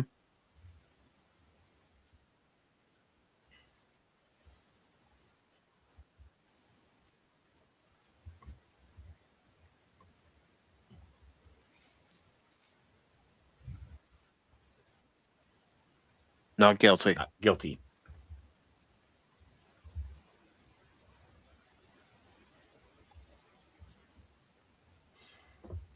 So, like I said, symbols like that need to be taken back.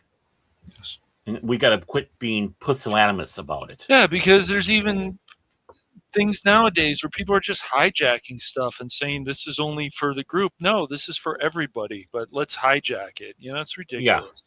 It's just ridiculous.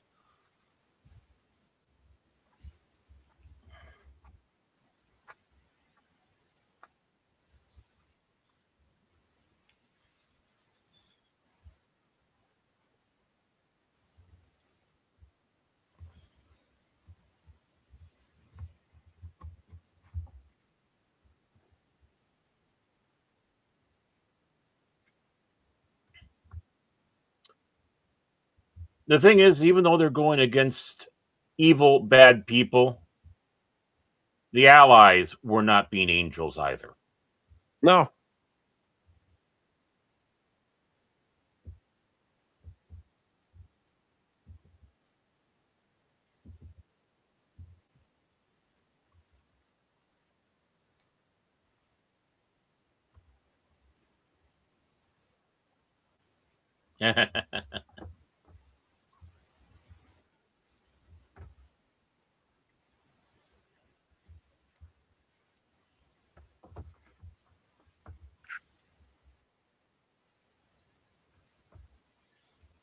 Bill mentions, he says, Bad Austrian borrowed a lot from Germany royalty, more so the Kaiser. And fun fact, the Kaiser and Bad Austrian hated each other. Well, no, I've had the luxury of reading My Struggle, Mein Kampf, and a lot of the beginning part of the book is him trying to legitimize himself into the Germans by, you know, pounding in that, you know, he's Austrian, but you know, we're kin, we're the same, we're brothers and such like that. Was trying to use that to be able to give him legitimacy in Germany to, you know, rise up to try to get going with the political career that had him going on there. So there is a lot of connection between Austria and Deutschland back in that time, and probably even still today. But and Hitler was using that to try to get that legitimacy. If you want to have a good snooze, read Mein Kampf. It is not. It's a very dry book. Very dry book. Really dry? I guess that's. Oh yeah, it is. It's. I mean, a lot of babbling about stuff and such, but trying to explain how things are, so and so. I gotta find the quote unquote Hitler's second book. He did have a second one he had written, but never published until like 20 or so years ago. I don't know where it is right now. It upsets me I can't find it, but I want to read that one and get through that one too. Mein Kampf, by the way, is actually technically 2 books. And Phil saying I should watch the movie with Christopher Plummer as the Kaiser. Bet you would have done a great job. Man. Christopher Plummer was a great actor. Yeah. I still say the guy who played him in Battle of Britain was impressive. Too bad it was a love story. All right. Ladies and gentlemen, this is the film footage I've warned you about. Okay.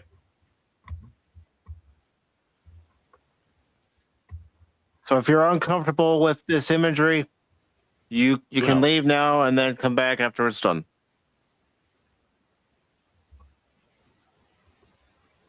But this is actual film reels.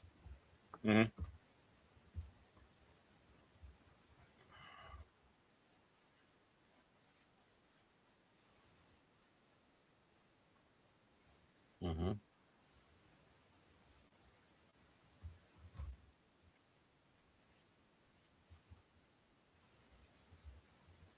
wonder if they'll show Bergen.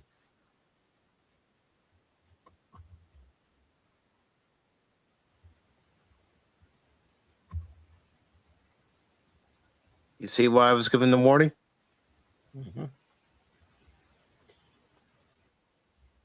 Because I don't know how many people that are with us today have actually seen this. No, they want to shield people from this stuff now. But this particular one, I saw it in high school. Oh, yeah. We saw some of this stuff on TV. I've seen some of the stuff in all the bodies buried in the pits, or in the pit. It's just very disturbing. Barbaric.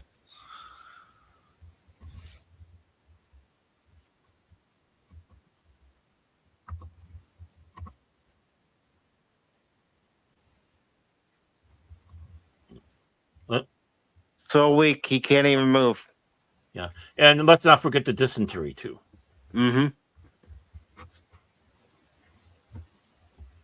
A lot died from dysentery.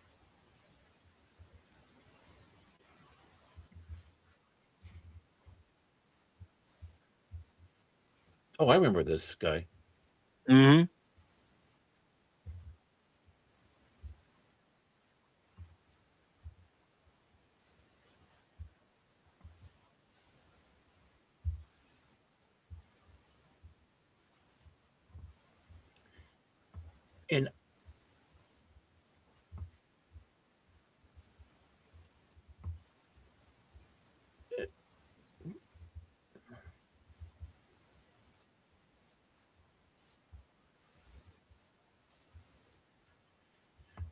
I have to confess, so I was always confused by this. He was a POW. What was he doing in a camp? Because they put him into the various POW camps. By Air Force would be in a Luftwaffe POW camp, infantry would be in that, in the Wehrmacht and stuff. So it's like, why was this lieutenant put in there? I haven't been able to find the answer. Right.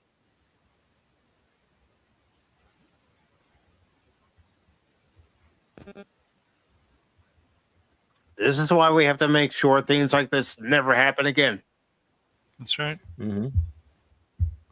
Names like Elsa Koch, who, when they talk about the lampshades, she was the one that did that. The wife of the camp commander, the commandant.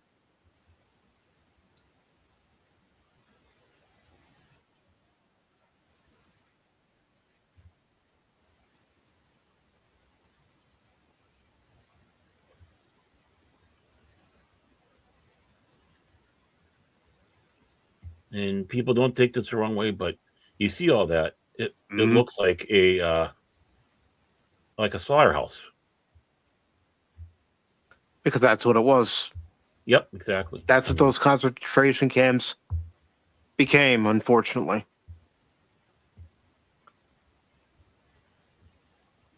And no, none of them were made into soap. We can stop that lie anytime now. Mm-hmm. When they say walking skeletons, that's what they mean. I mean, it's just like when you see those pictures of people in Africa that are starving. Same thing.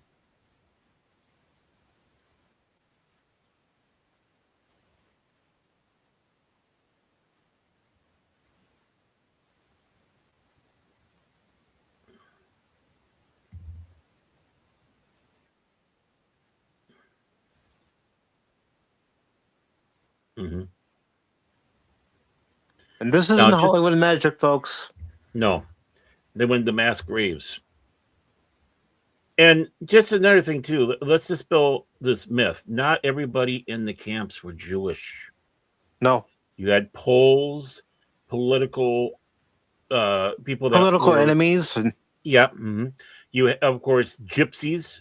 Actually, if you would take a look at it on a percentile rating, the gypsies suffered the most on the percentile because they were almost totally annihilated. Yeah.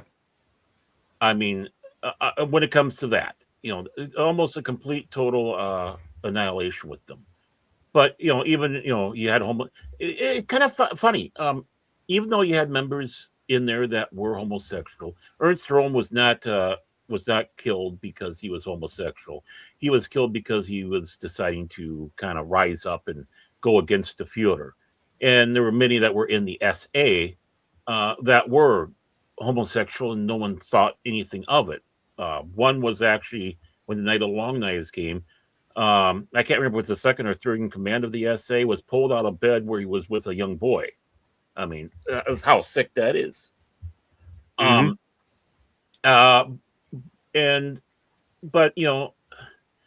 you did have, a problem with male homosexuals. Oddly enough, lesbians, not so much. And my thinking on that one is they might be a lesbian, but they can still breed, if you know what I mean. Their philosophy of we got to go out there and bear a child. It doesn't matter if she likes men or not. She can still take it a couple times and have a couple of children and go back to her. That's how they viewed it. They wanted strong German men. Right.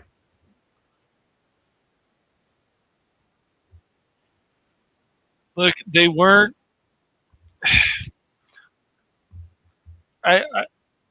There's still people today. It's like, oh, well, we shouldn't have done this. It's like, look, at the time, the Japanese were not going to give up. Okay, it's that simple. This is war. Neither side is innocent. No, neither side. They're not. Nobody's innocent. It's war. Oh, you're talking about Hiroshima and Nagasaki? Yes. Mm-hmm. Actually, the dropping of the bomb actually was the most humane way to go. There were many Japanese that actually sat back and said, yeah, thank you for doing that, because they know it would have been an utter bloodshed. Because you would have, they were following the emperor so much because the emperor is God. Right. At that time, women, children would have been rising up and attacking, and the soldiers would have to start taking out civilians who were attacking them with deadly force, along with whatever military was there. Mm-hmm. So have a good night, Phil. Thanks for joining us. Hey, Phil. Yeah. See you later, Take buddy. care. Take care, Philip J. McCracken. But and that was the thing. You have to take. People don't want to take a look at the overall. I mean, of course not. Why would look, the fire? Look at the overall big picture of the entire setup of the war, Right. how it began, how it was going at one particular time, and how it ended. And Well, look it's like the firebomb. Right. And look at Okay. how our own media has skewed these wars as well, which does not help the situation at all. Well, yeah, because they become propaganda agents. Not that we didn't have the news being propaganda agents back then, but they were propaganda agents for us, not the enemy. Right. But it's like the firebombing of Dresden. A lot of people don't realize why this was happening. Well, where they were dropping phosphorus on top of phosphorus on top of phosphorus, which if anybody knows about phosphorus, you can't take out with water. You can drop lit phosphorus into a toilet and it'll still keep burning. I know, I've done it. When in high school and you're doing stuff you shouldn't be doing. So you're basically putting stuff on top of other stuff that on top of the other stuff, having this gigantic fire. The reason why they did that was a test. It was a test for the H bomb. They wanted to see if they could actually control this or if this would actually do whatever. It's easier to stop dropping phosphorus than it is to drop a bomb and then find out, everything's gone or the damage. Yeah, because you can't control it. So there was a purpose behind Dresden. People don't understand why was it Dresden? Yeah, it was cruel. It was hard. It was nasty. It was mean. But they became guinea pigs. Why? They were the enemy. We can use them as a guinea pig.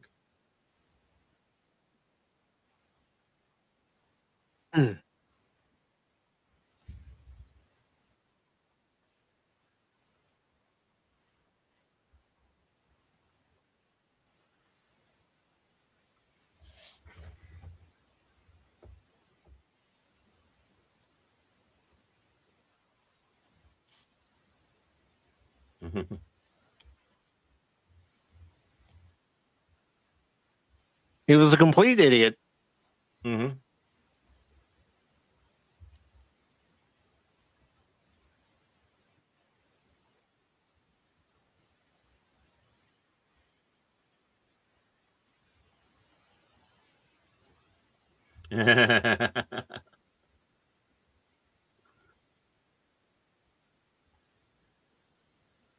Actually, he's lucky to only be getting that. You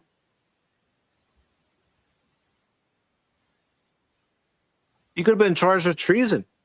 Yep. Well, there's a whole slew of charges he could have. I mean, I'm just mentioning one there. Yeah, but treason, the top one.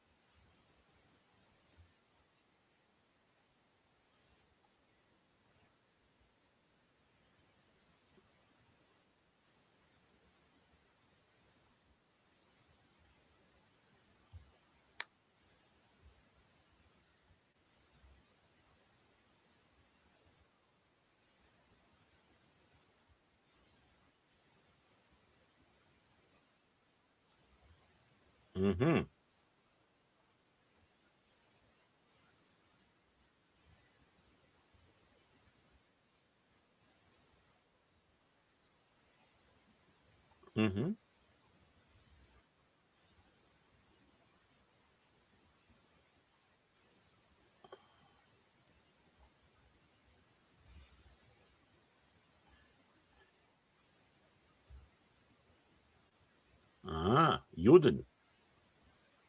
Which would make a lot of sense.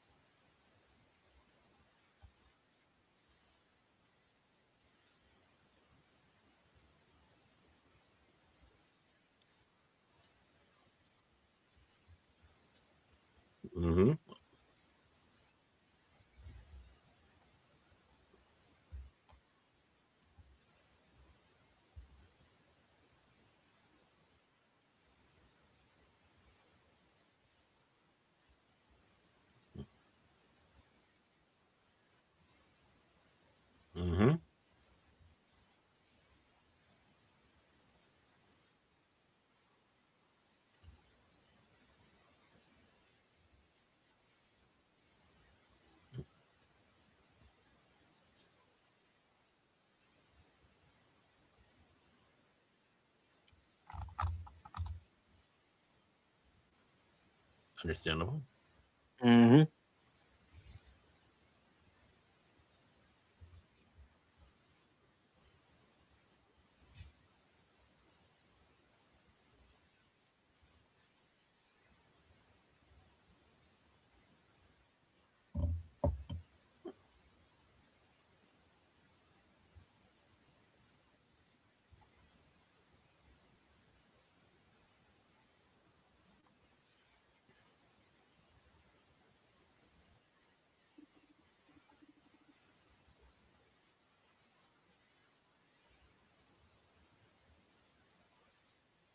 But the thing is that's how a lot of people who came over to the U.S. managed to learn English was by listening to not just baseball but other radio programs that were on at the time. Mm-hmm. Yeah. My dad knew somebody who came from Iran, and that's how he learned how to speak back in the 70s and early 80s. Actually, about the time of the Iranian crisis that we had. Mm-hmm. So it's like, oh, that's got to be interesting being Iranian here in the States like that with that. So, Mm-hmm. and I'll say the guy's name, Manucher, because I always found I found that always an interesting name, Manucher.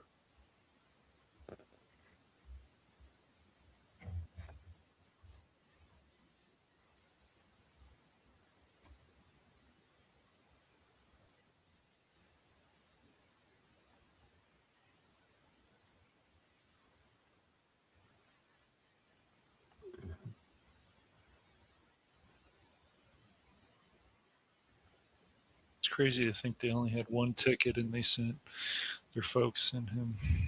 Mm-hmm. Well, that's what a lot of people did. See, Mm-hmm. that's why sorry, I'm going to bring this up. That's why when you have these people coming for asylum to this country, and it's military-age men, no women, no children, you either are coming and doing nefarious things, or you're cowards in your, leaving behind, not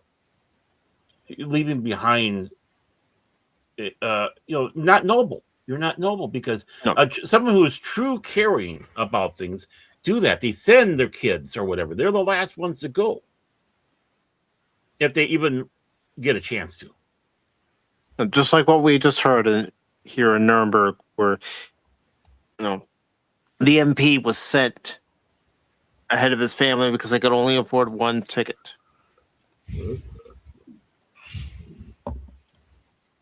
One visa, yeah. Mm-hmm.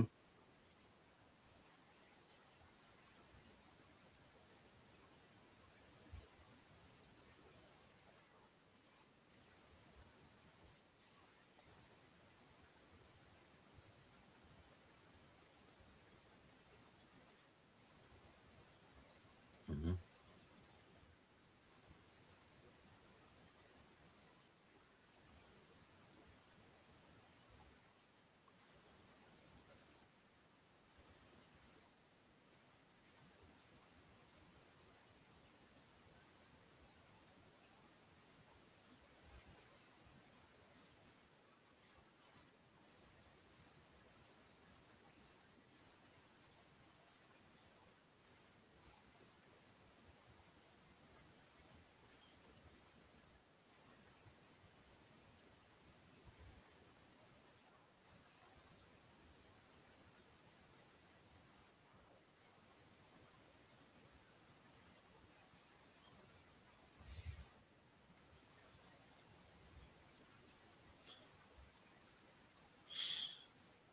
I don't know. I've always felt when people say I'm just this, I'm just that, I feel it's a cop out. Well, hold on. Okay. Just keep watching the movie. The movie. Mm-hmm. I'm trying not to spoil anything for anybody because I have a feeling what's probably coming, but still, that's just my opinion on that matter.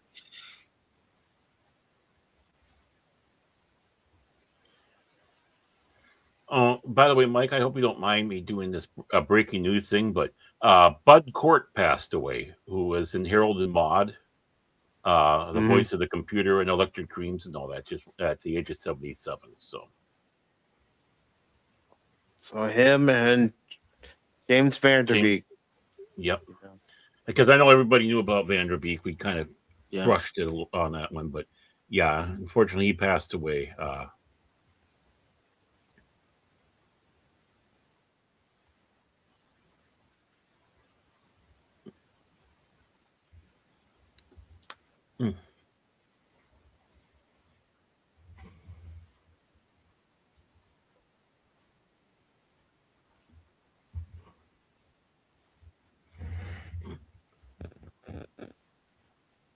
Yep.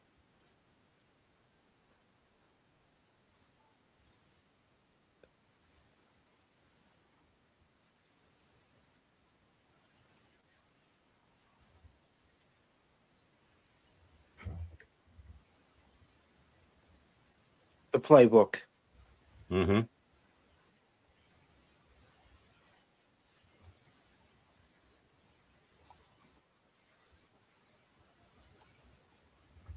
Mm-hmm.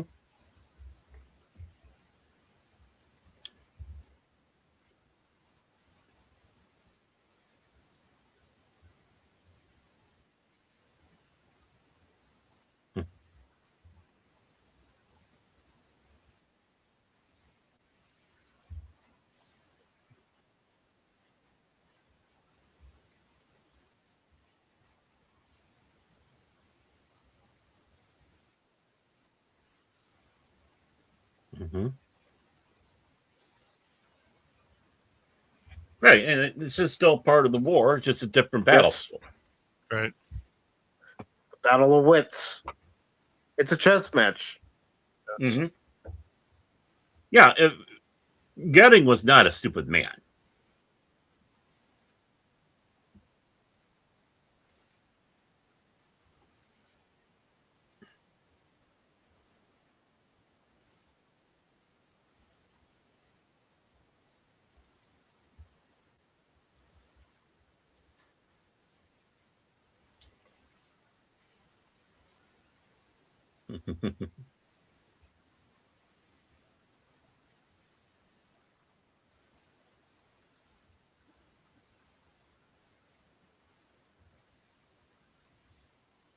I'll be right back.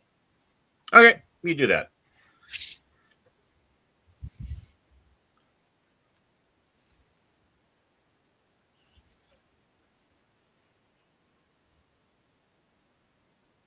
There was something you also said, Baron, about somebody lying when we were watching that footage, and I can't remember exactly what it is now. But I didn't say lying. I didn't say lying. It's just it seems odd because you had a first lieutenant in the United States Army who was a POW, but yeah, he was in a concentration camp. Right, gotcha. Yeah, he would actually be in a POW camp, and if he was right, yeah, a ground pounder, it'd probably be a Wehrmacht, possibly a Wehrmacht one. Right. And it's like that's kind of one of the odd things. The Germans weren't necessarily horrible to the POWs. My teacher in 7th and 8th grade, his dad was taken prisoner. He was shot in the hand, and of course the doctors would visit. He was given a ball to squeeze by the Germans so he could get his strength back in his hand. Another friend of the family, his father was captured, and he was actually interrogated by the Gestapo. And this is what the interrogation happened. He was sitting there. The Gestapo guy came in, sat down in the chair, put all his papers out in front of him, and let out with this question. Now that the Italians are on your side, what do you think of them? He responded back the same as what you thought of them when they were on your side. The Gestapo guy took all his papers, put them all together, got up, and walked out.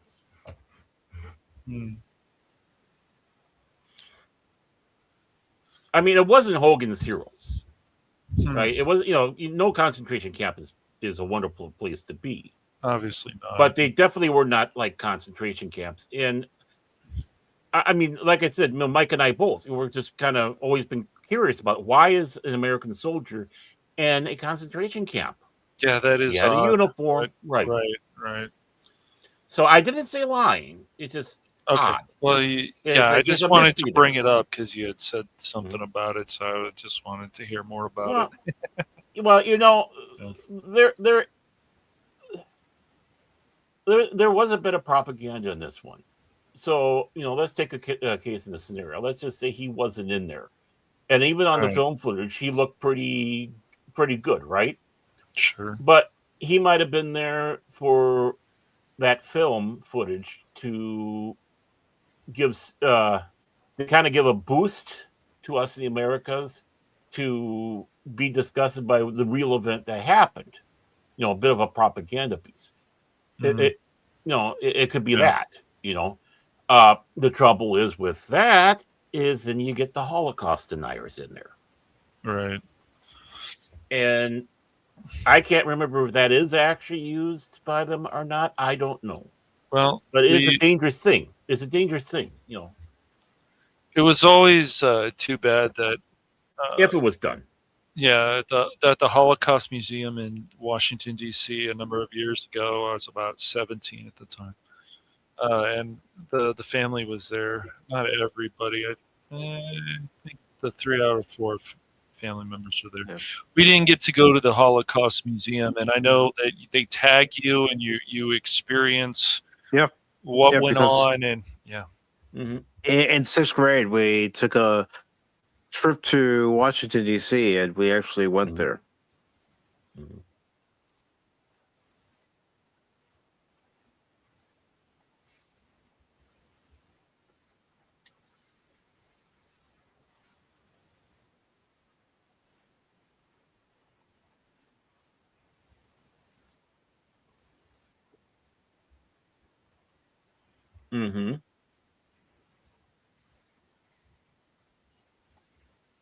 And there is truth in that statement.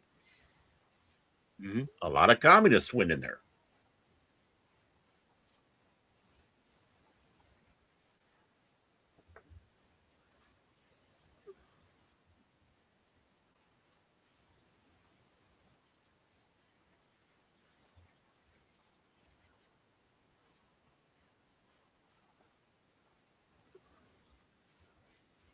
Not the SA. They were annihilated before that. Yep. I'm sorry. It's just that I know what the responses are in the movie. It's like, hold on. Ease up there, Bear. Wait. Sorry. Parents like, I'm going to jump. Well, when there's something so glaring wrong. Yes.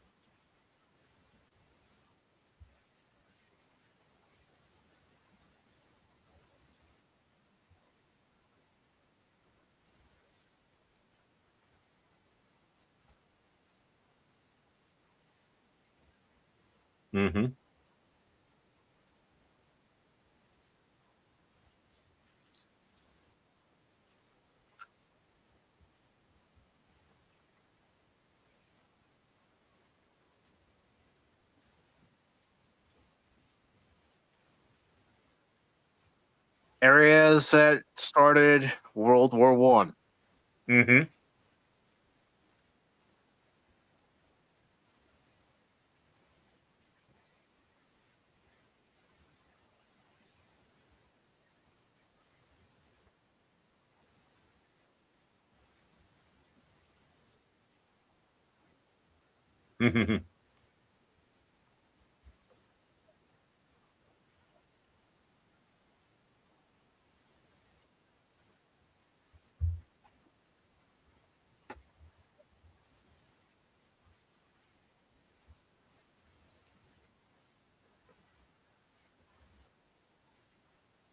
Mm-hmm.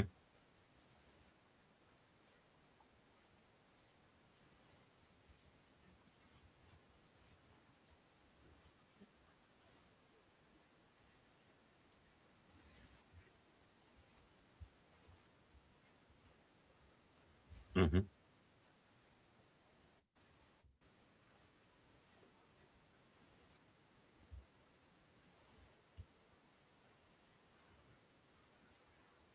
Yep. Guess that would be railroading, wouldn't it? Mm-hmm.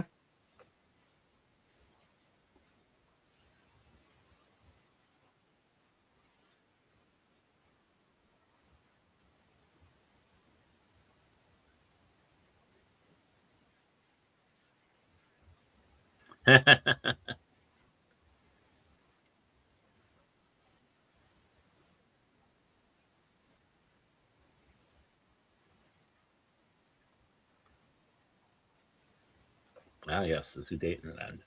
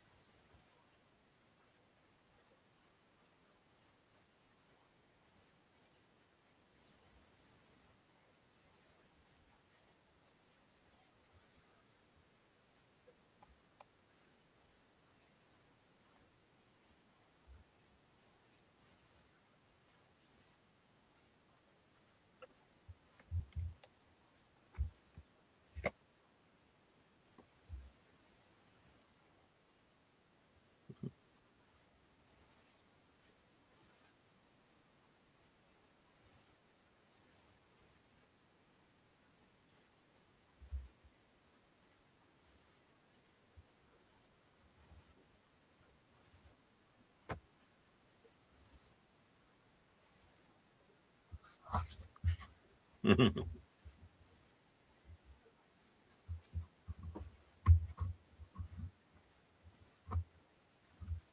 Mm-hmm.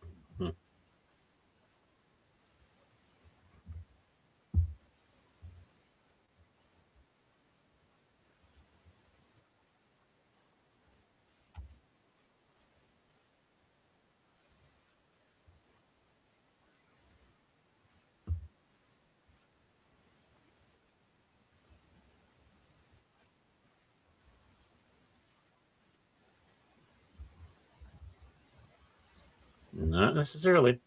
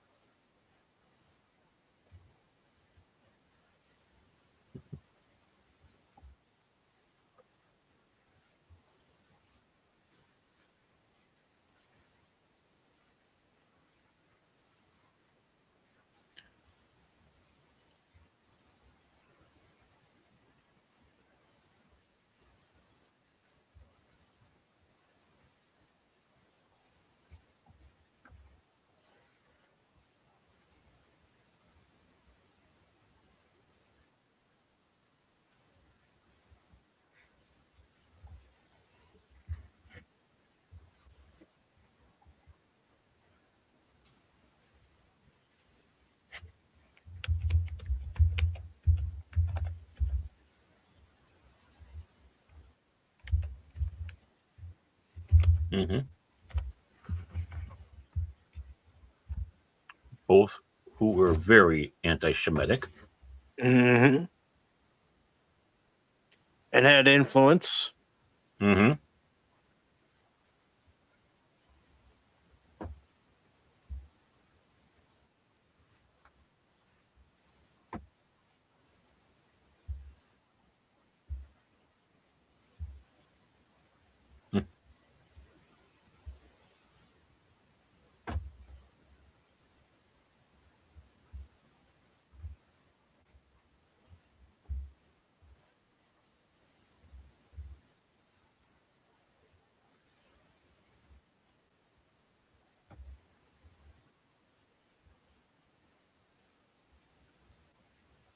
Mm-hmm.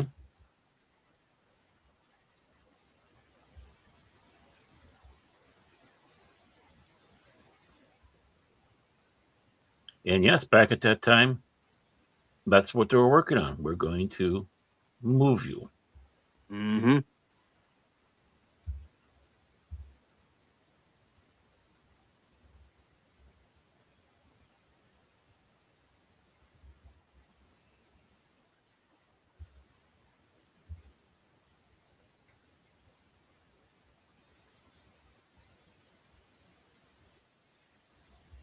Mm-hmm. He was very smart. Yeah.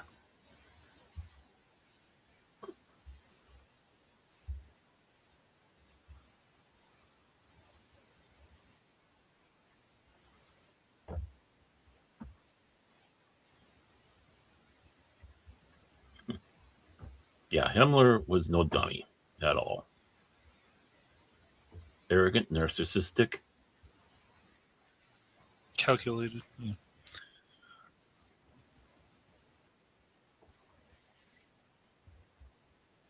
Mm-hmm.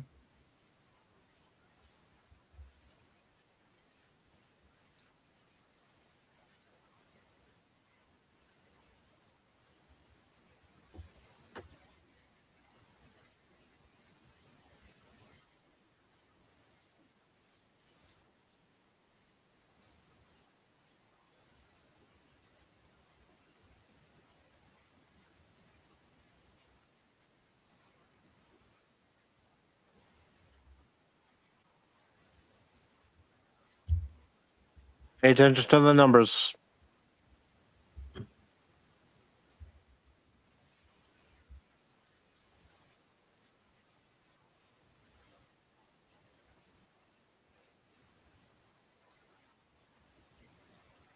Damn internet.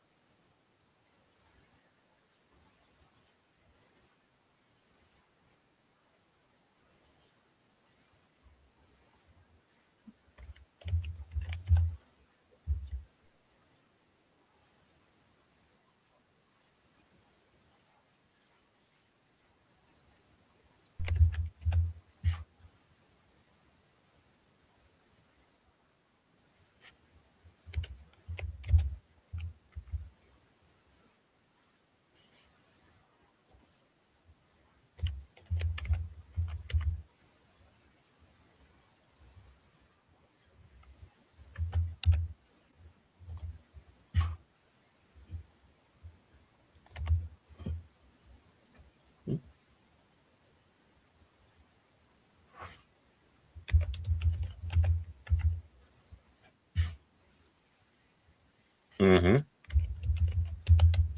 He was loyal.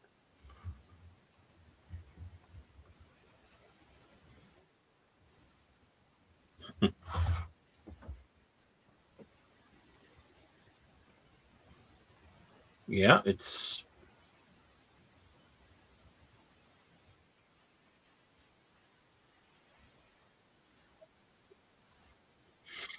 yeah. If you thought it was a slam dunk and that Göring was just this fat fool, um,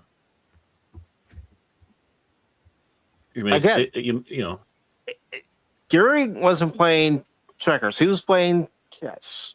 It's a chess match. Mm-hmm. And the justice, I'm sorry, the justice had everything handed to him. It was the Brit that came in with.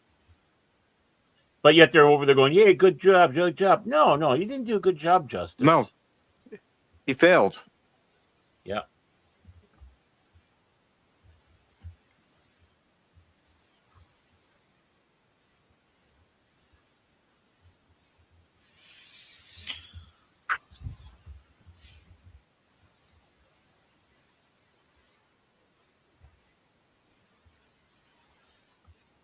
Like dominoes. Mm-hmm.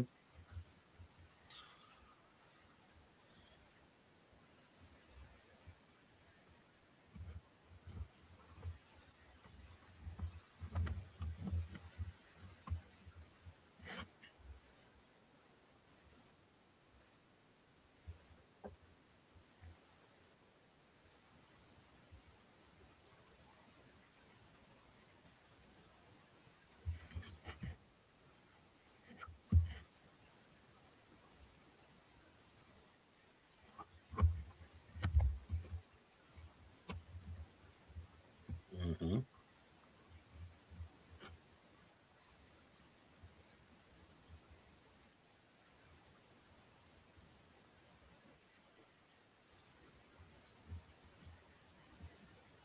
Yeah.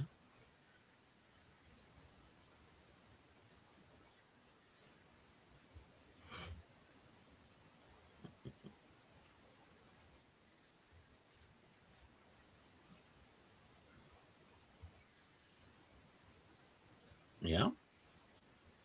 They And were. that's the trouble. That's the trouble when you get involved with some of these people and you start Yes. seeing the other side of them.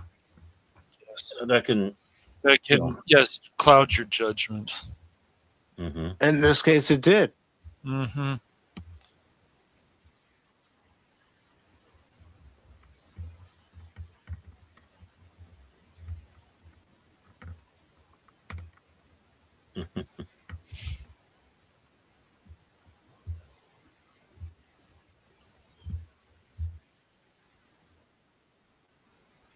Mm-hmm. How will you present that side? Exactly.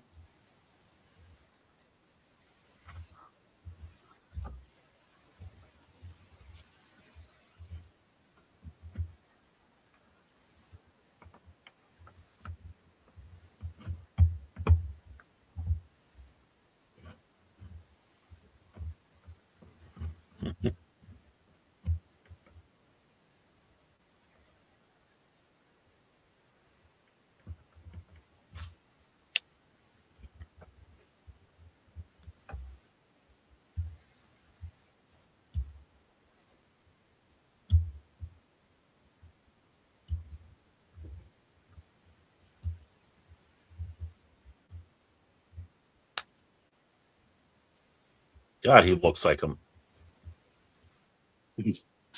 You're not kidding.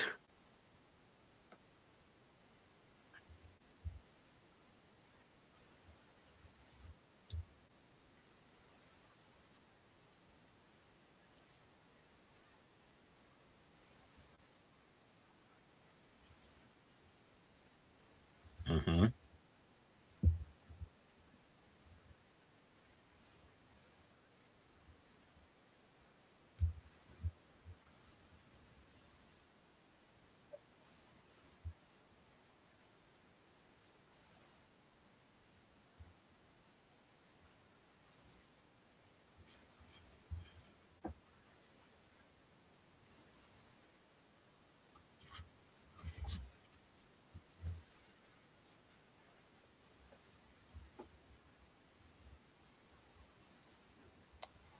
Just like a show.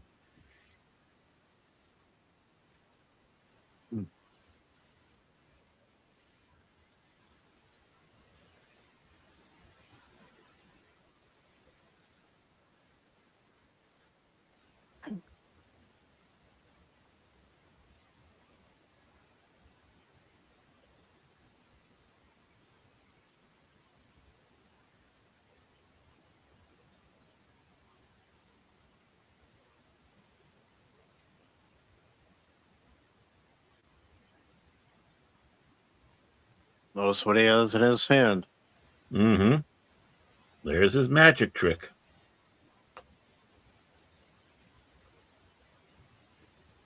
The cyanide capsule. Yep. Mm-hmm.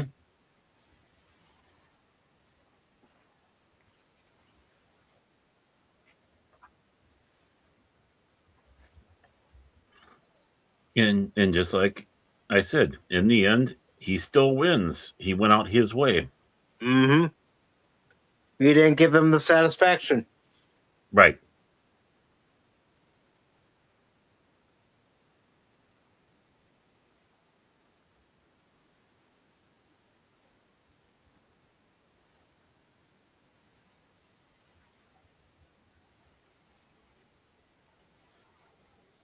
How dare you die before I kill you? Basically. Mm-hmm.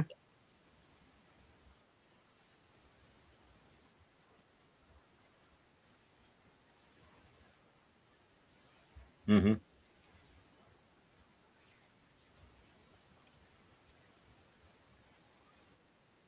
I don't think Douglas would risk giving Göring the pill. It had to be something No. Göring had hidden on his person. Or somebody else smuggled in. Mm-hmm.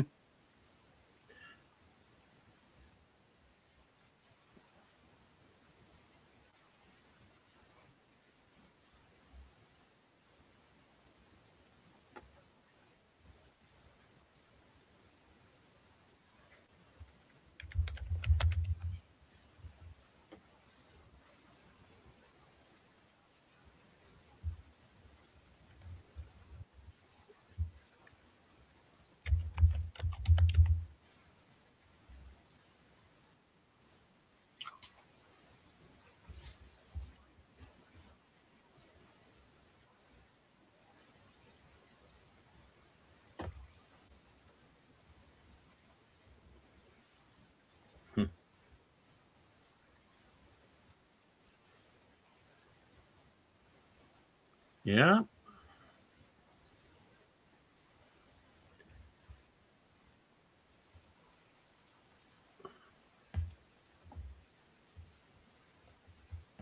And he's crying because he knows his end is coming. Yep.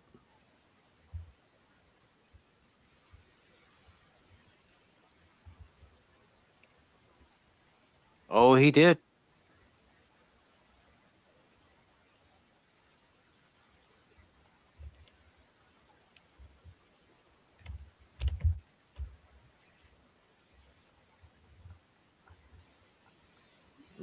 Be honest, I'd probably piss myself too.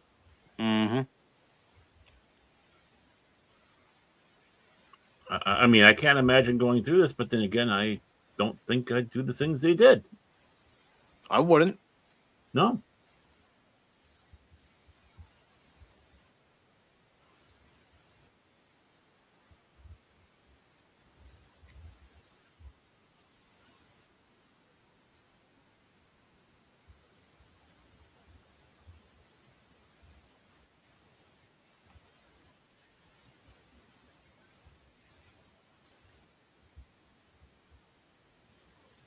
Not a good look going.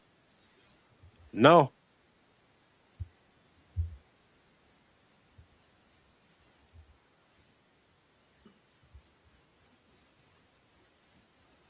He was acting all big and tough before. Yep.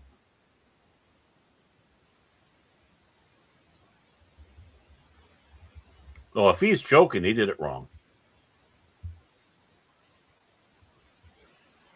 Yeah, they think they. Yeah. They realize he did it wrong.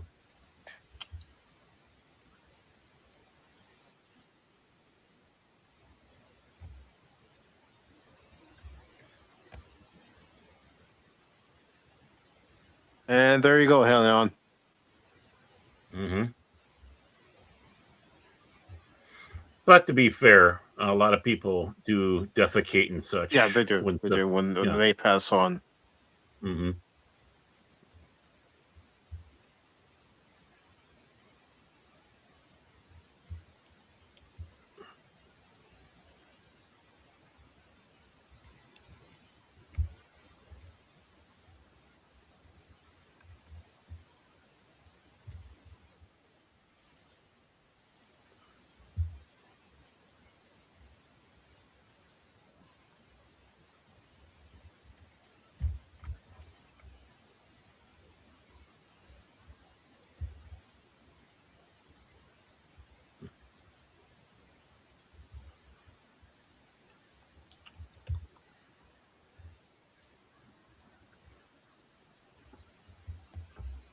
Mm-hmm. Yep. Mm-hmm.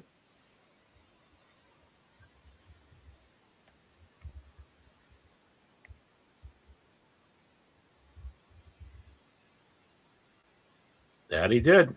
He went on his own terms. Again, he didn't give them the satisfaction. Mhm.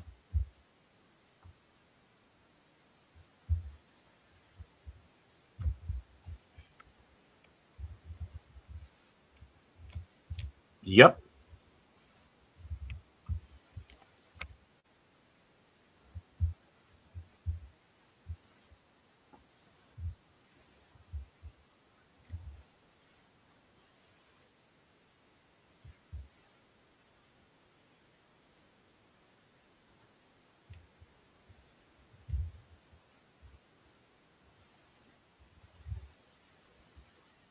Sounds like our own media nowadays, doesn't it? Yeah.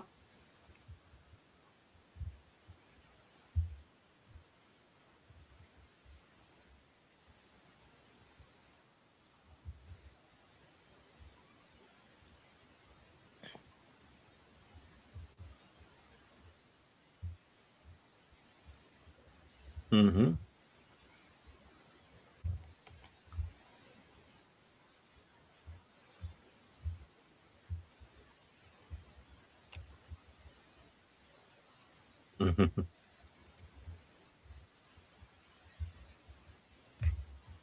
The old days when you could actually drink on the air.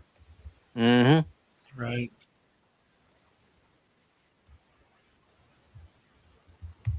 Actually, that wasn't trashing your country. It's just telling the truth.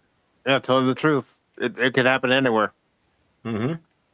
Yeah, anything. It's like, hey, you don't like a warning? It's a warning.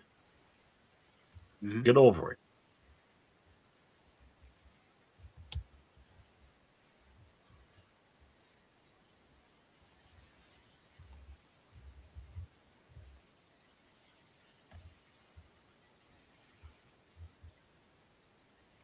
Wow. Yep.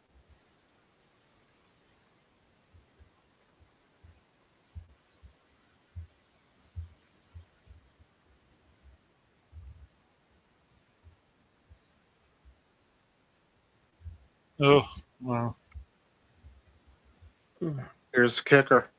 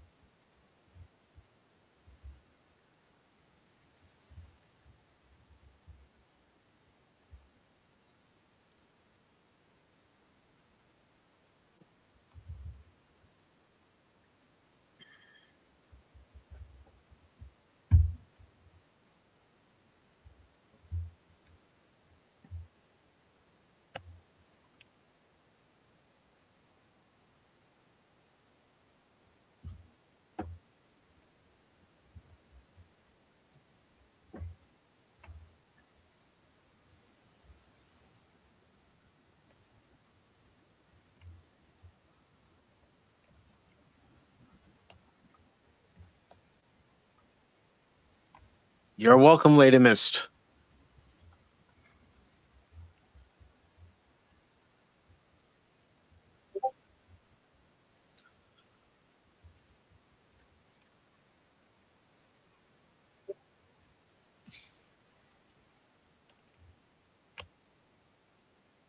I'm going to let the credits roll. Okay.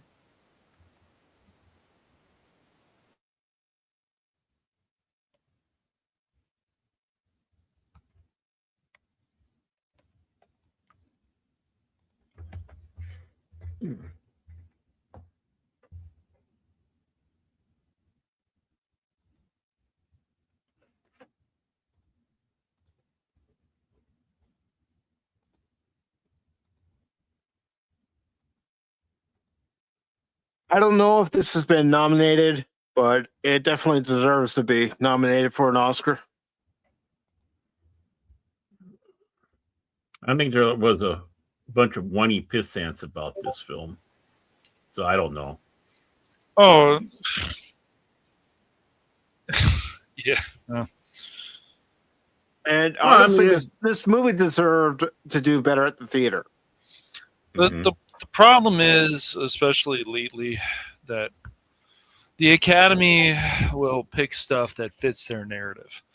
That's why one battle after another is up for so many awards, because it fits their narrative, and people can be like, "Oh, well, that movie even though was just, that movie." even though it crashed and burned. Yeah. Oh, it did. It did. Yep. But Oh, once I'm gonna again, go it ahead. fits. Yeah.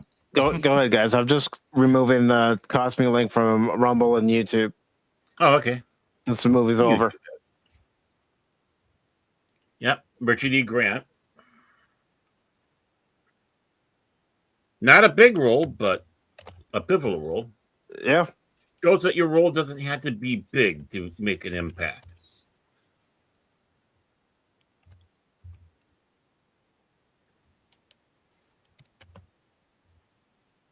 And of course, he's been in so many things.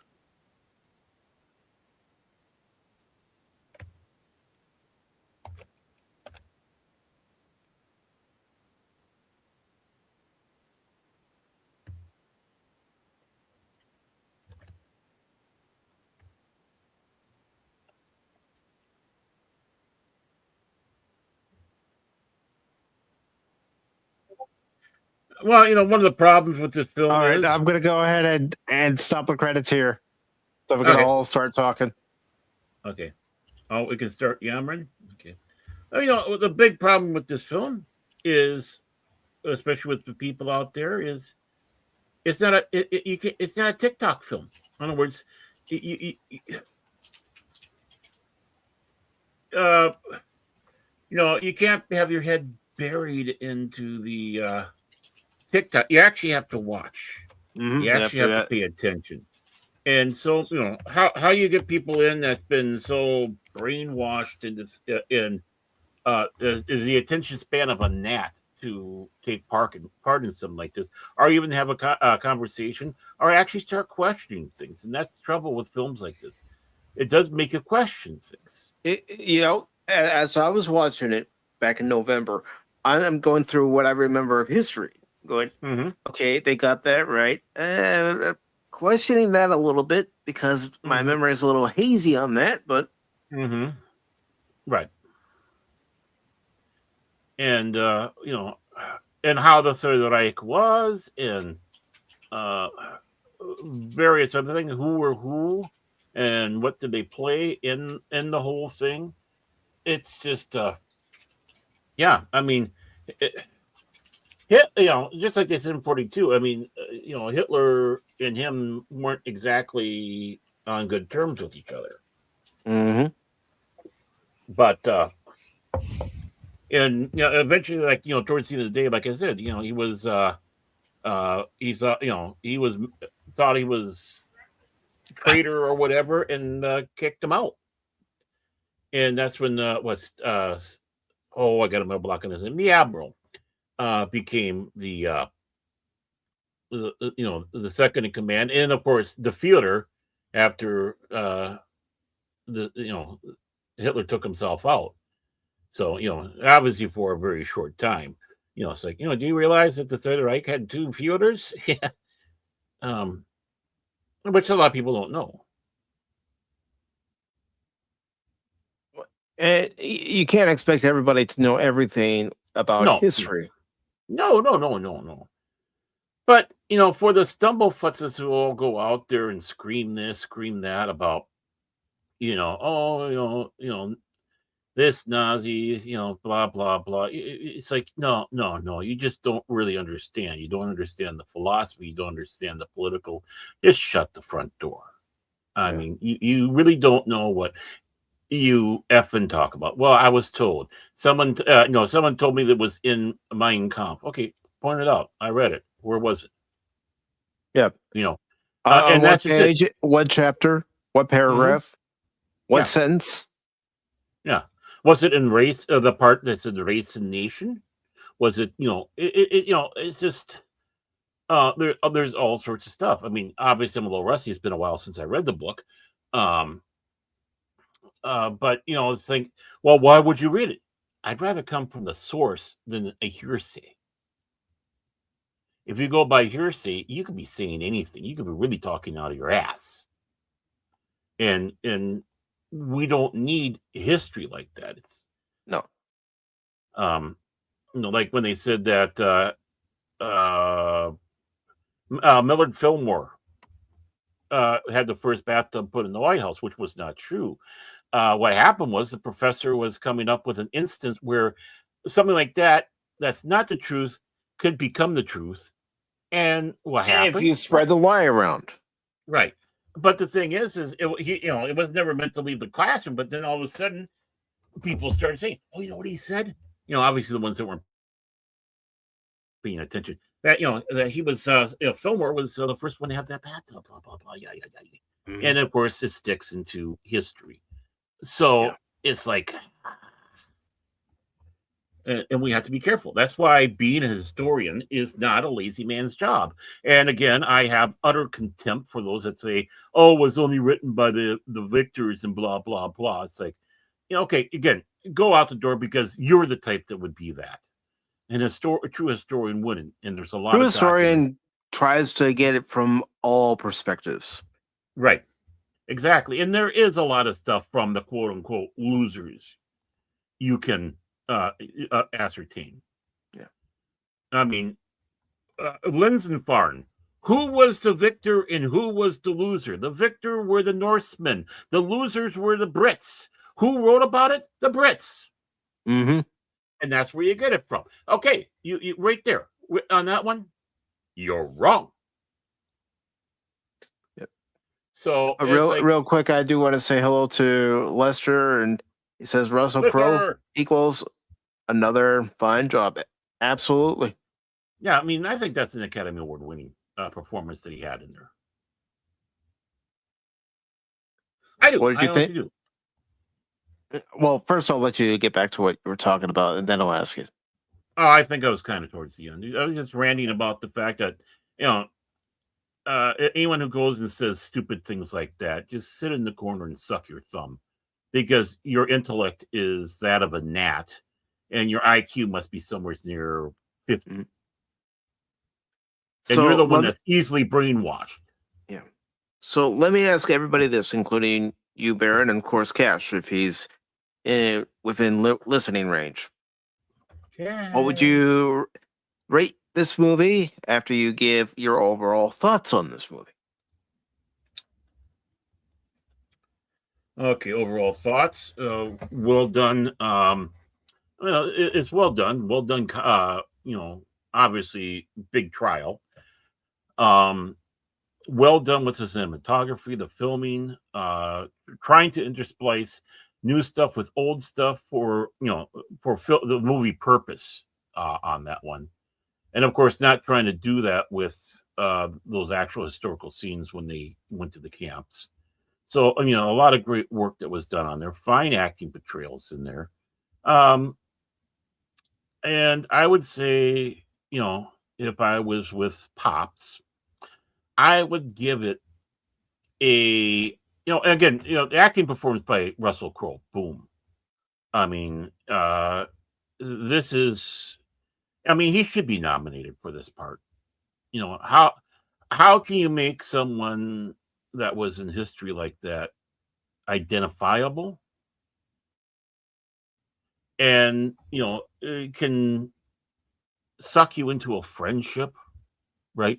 And I dare say sympathetic. I dare say that, but it's like you start seeing a different side, which is what really happened, and the dangers of that.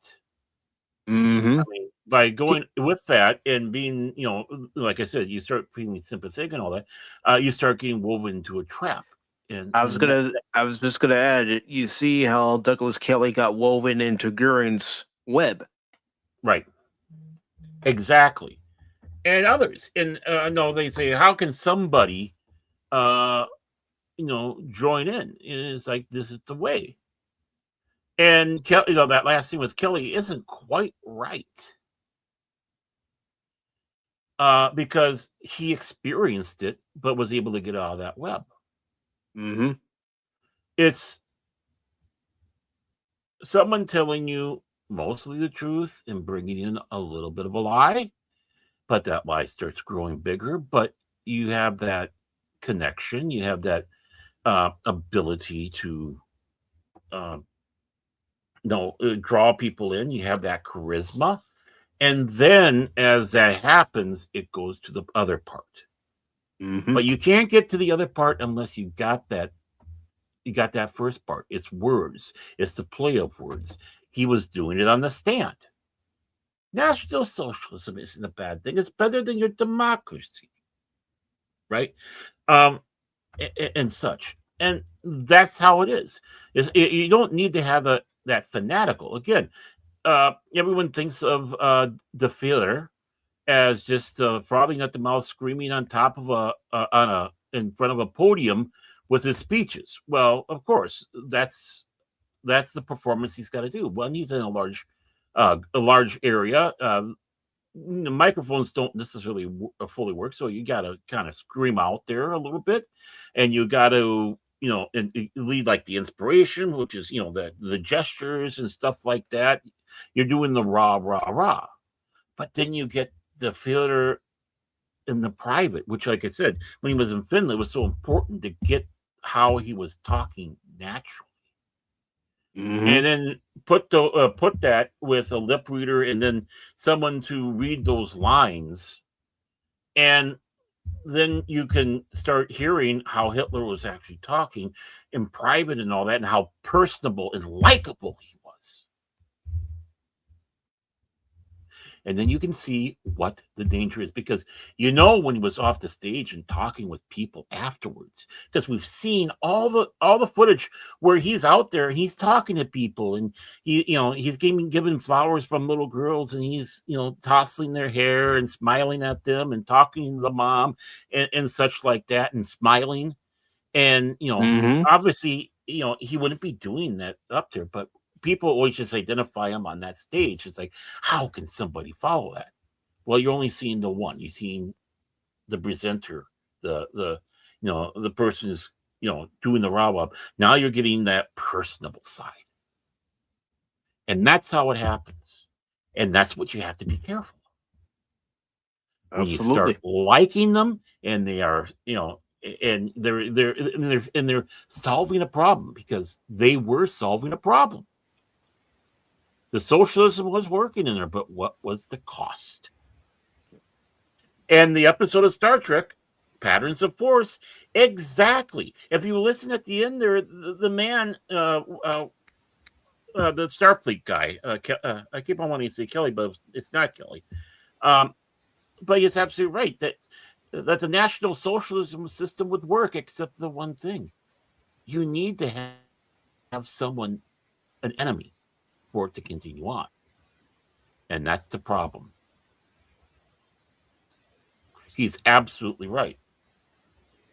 So with seeing that and seeing how Crowe was doing Göring, my God, he must have done a lot of homework. Mm-hmm. I would give this film, when I'm going to give how I do it on Pops, 4 bucket of popcorns in a bag out of 5. And again, that that bag of popcorn, a lot of that, that's Russell Crowe. Really brings it to that instant. He's a great actor. Yeah, he is. And what did you think of his German accent? That was a question I wanted to ask you. I thought it was good, even when he was speaking in Deutsch. When he was off Deutsch, sehr gut, jawohl. Sehr gut. Jawohl, meiner.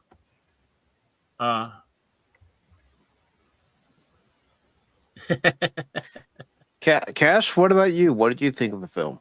He got lost with the German. It's too much. No, Rami Malek had a strong performance. I love the courtroom drama. I'm a big courtroom drama person, but yeah, it's just everything seemed to fit. I thought the movie flowed well. I liked the performances by Malek and of course Russell Crowe. I liked the supporting cast as well. I thought Michael Shannon did a good job. I was very impressed. And I was just also sitting back and listening to you guys. And I know, obviously we will talk a lot during these watch parties, but we have to talk too. because That's right. we're on stream. Exactly. Yeah.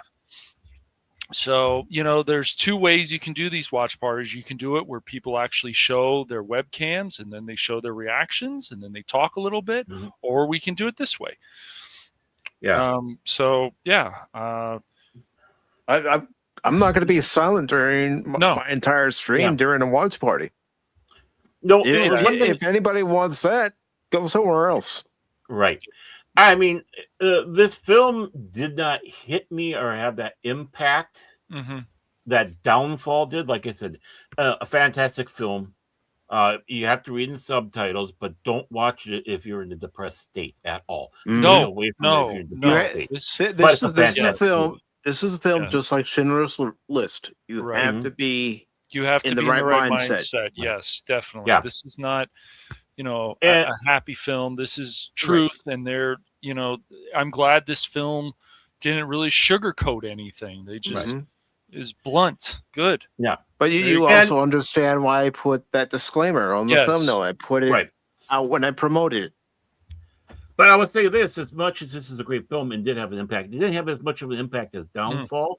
But yeah, it did have an impact. I mean, it was a little bit more of a wider thing in Downfall than this was. More focused on the doctor and Göring, and it's a good character piece. It's a good, it delivers the good in that area.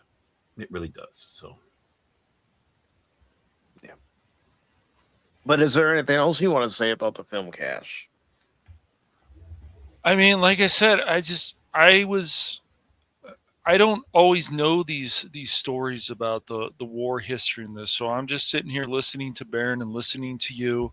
And, I'm happy to learn more about stuff that even in high school or junior high or even in college, we didn't really talk about. We talked about some other things, but not a lot about this, what happened. There's some things I know, of course, but I'm happy to always learn new stuff, and I always find war history and especially World War II. It's just fascinating, all the craziness that, of course, went on. But war is hell. I mean,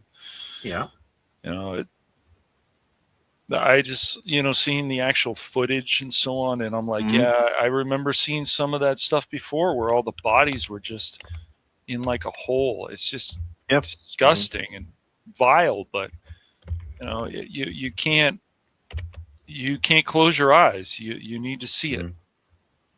Helion says she wanted the movie to make her cry. It's not that kind of movie. It's supposed to have you sit down, pay attention, and really understand that this did happen. Right. Regardless of what some people try to say, oh no, it never happened. The Holocaust never happened. These atrocities never happened. It happened. Like it or not, it happened. It was there. My big problem, though, again, with it is it just it left out a lot of the others that went to the camp, and that's the one thing that bothers me all the time. Fair. I mean, not to take anything against people, Jewish people or anything like that. But no. We have to remember, it wasn't just 6 million Jewish people who lost their lives in those camps. Yeah, that's right. It was gypsies, as you mentioned. It was political opponents who were eliminated. Communists. I mean, it goes on in there, and they need to be remembered as well. And we have a tendency to forget that. We have a tendency to ignore them, and they should. You can just put the movie title in the chat, Tim. That's fine. Yeah, Tim, it's okay. You don't have to keep putting the links. Just put the movie title in the chat. It's all good, Tim. So I want the others remembered as well. And absolutely. That's always been a big failure with a lot of this. That's what the whole thing is. Like, even like not.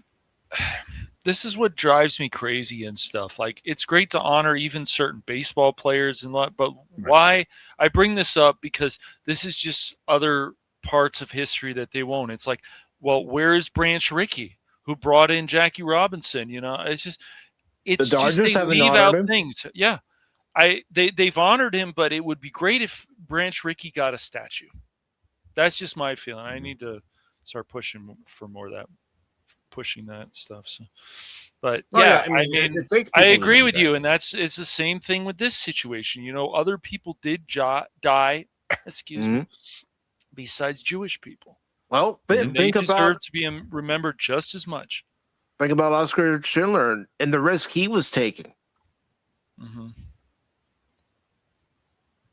Right. Exactly. Well, even when you take a look at, I know what someone brought up about Anne Frank in the chat earlier. I think it was Kelley on. Yeah. But, the ones that were hiding them were not Jewish. You had Clara ten Boom, who was out there hiding them out there. And, a lot of people, it's like you bring that name up, but, who's that? It's like it was an old Catholic girl, a lady that was hiding Jews. Right. I think that's fair, Tim. I really do. Yes. No, we don't know. No. We don't know the complete number. No. And for people, back in 2022, to compare Gina Carano to the Third Reich, the Germans. Oh boy, you people do not know your history. No. I don't care if you like. I'm holding back the word. I want to step back and say. There's a certain word with an R and another word with a C. I just want to call them because that's exactly what they are, and that's what makes them all even more fed up because they're inciting violence. Watch this film. This is what it really is, and this is what she's talking about. And they're right. The camp started out for the communists, but we saw where that went. Is good for a Jew, and it's good for a gypsy, and it's good for blah blah blah. It's good for our enemies. That means enemy combatants, as we saw in that film roll footage. Yeah, which I'm still confused on because, again, what is a U.S. officer doing? They would be brought into the POW camp, and the Germans were not that horrible when it came to the POW. I'm not saying that they were the best, but so I'm just confused by that one and always have been. I haven't been able to find the answer. I mean, all I got suspicions. Well, Cash brought that up. I'll bring it up again. It might have been used as a bit of a propaganda tool because, he looked relatively healthy and all that, but to emphasize the point to like Americans, what happened there. That he just might be someone who wasn't there, but he wasn't there very long, or there at all, and he's just there to do this, to try to sway the opinion of the American people, because even our own newsreels tried to sway the opinion of the American people. The bonds, right? And all I'm saying is propaganda. I mean, it was still being done then. You can see that they're even with the trial, they're kind of doing things that was kind of questionable. And if they tried to do that here in the United States, well, you wouldn't have, and people would be disbarred over it, and such. So, I often think that it was just used. He was just in there for a propaganda tool and wasn't there, but because every nation is guilty of propaganda. Okay, propaganda is just trying to get your side out. That's what propaganda is. It can be good propaganda, it could be bad propaganda, it even can be neutral propaganda. But it's you're still trying to get a certain point of view out there. Right. You're trying to sway people your way. And how better than, hey, this soldier was in this camp. And it's like, oh my, when it wasn't the case. But I mean, that's the times. And we don't have that type of propaganda today. We don't have a congresswoman from Minnesota who faked being attacked. It's still prevalent today. Yeah. So I mean, You go to there. social media, you see it. Heck, with the use of AI, they could make something look like it happened when it never happened. Right. And that's been the big fear with a lot of people.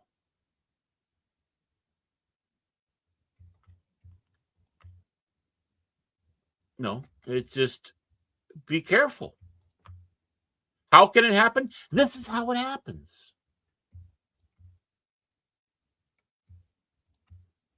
Okay, so I did some research on Nuremberg, Oh, he did. And they are not up for any nominations of the Oscars. Yeah. Of course not. They should be. They Of really course, should be. but yes.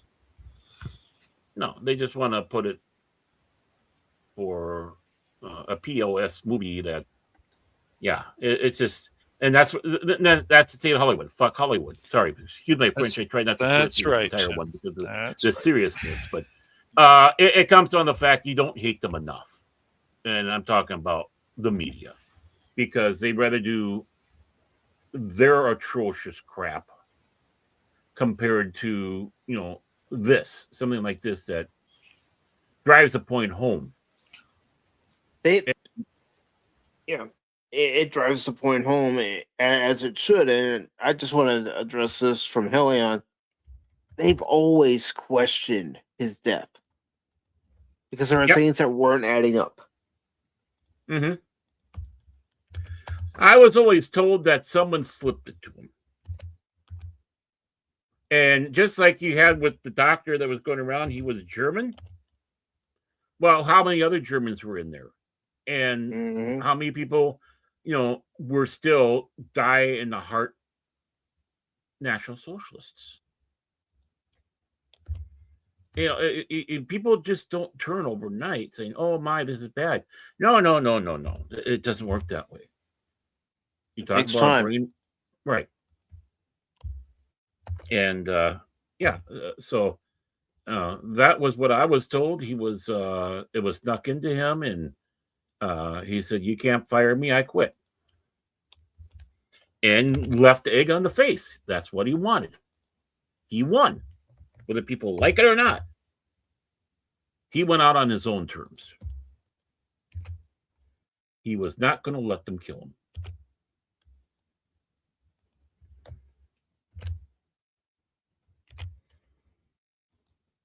No ifs, ands, or buts. And as far as I'm concerned, getting back to Nuremberg, you know, I do think this is an excellent movie that anybody who wants to poo-poo this movie is missing out on a movie that really does make you think from the moment it starts to the moment it ends. Mm-hmm. And we need movies like that. Yeah. Not movies made for the TikTok generation. Or, you know, someone who sees a laser light or, you know, pew, pew, pew. Squirrel. And go squirrel. No. Well, you need to be able to, you know, empty your mind of any thoughts so you can pay full attention to it. Mm-hmm. And I'm going to give it a 9 out of 10. Mm-hmm. I know that's higher than what I gave it when I first saw it, but watching it the second time with all of you, 9 out of 10. Behind the scenes, I was cattle prodding Mike to do that. I said, 9. Why are you saying no to me? Then he says, why are you saying no to me? God, Darren. I'm sorry, I have to.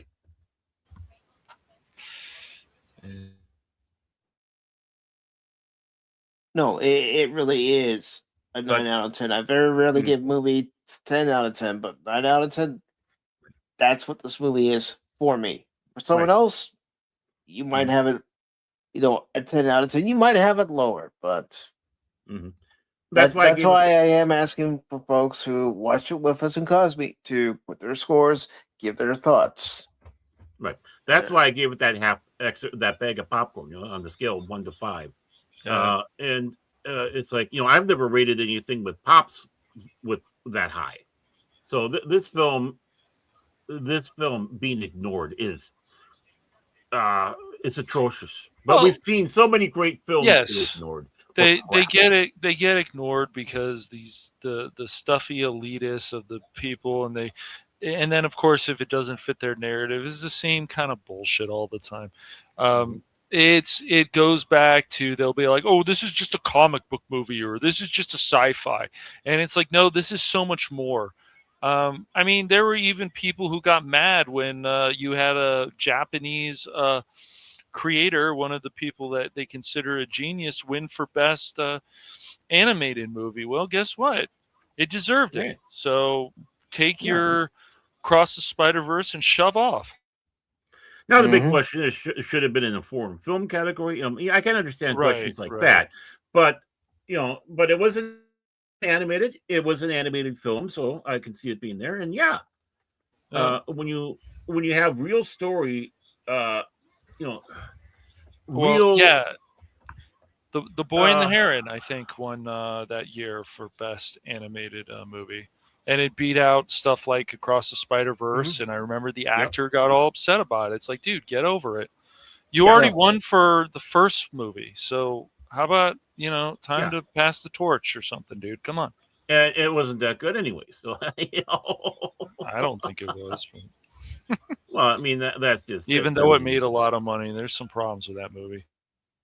Well, of course it's going to. Just because a film makes a good bunch of money doesn't mean it's a good film. Right. Just because it didn't make a lot of money doesn't mean it's a bad film. Right. And, that's where Nuremberg falls in the ladder.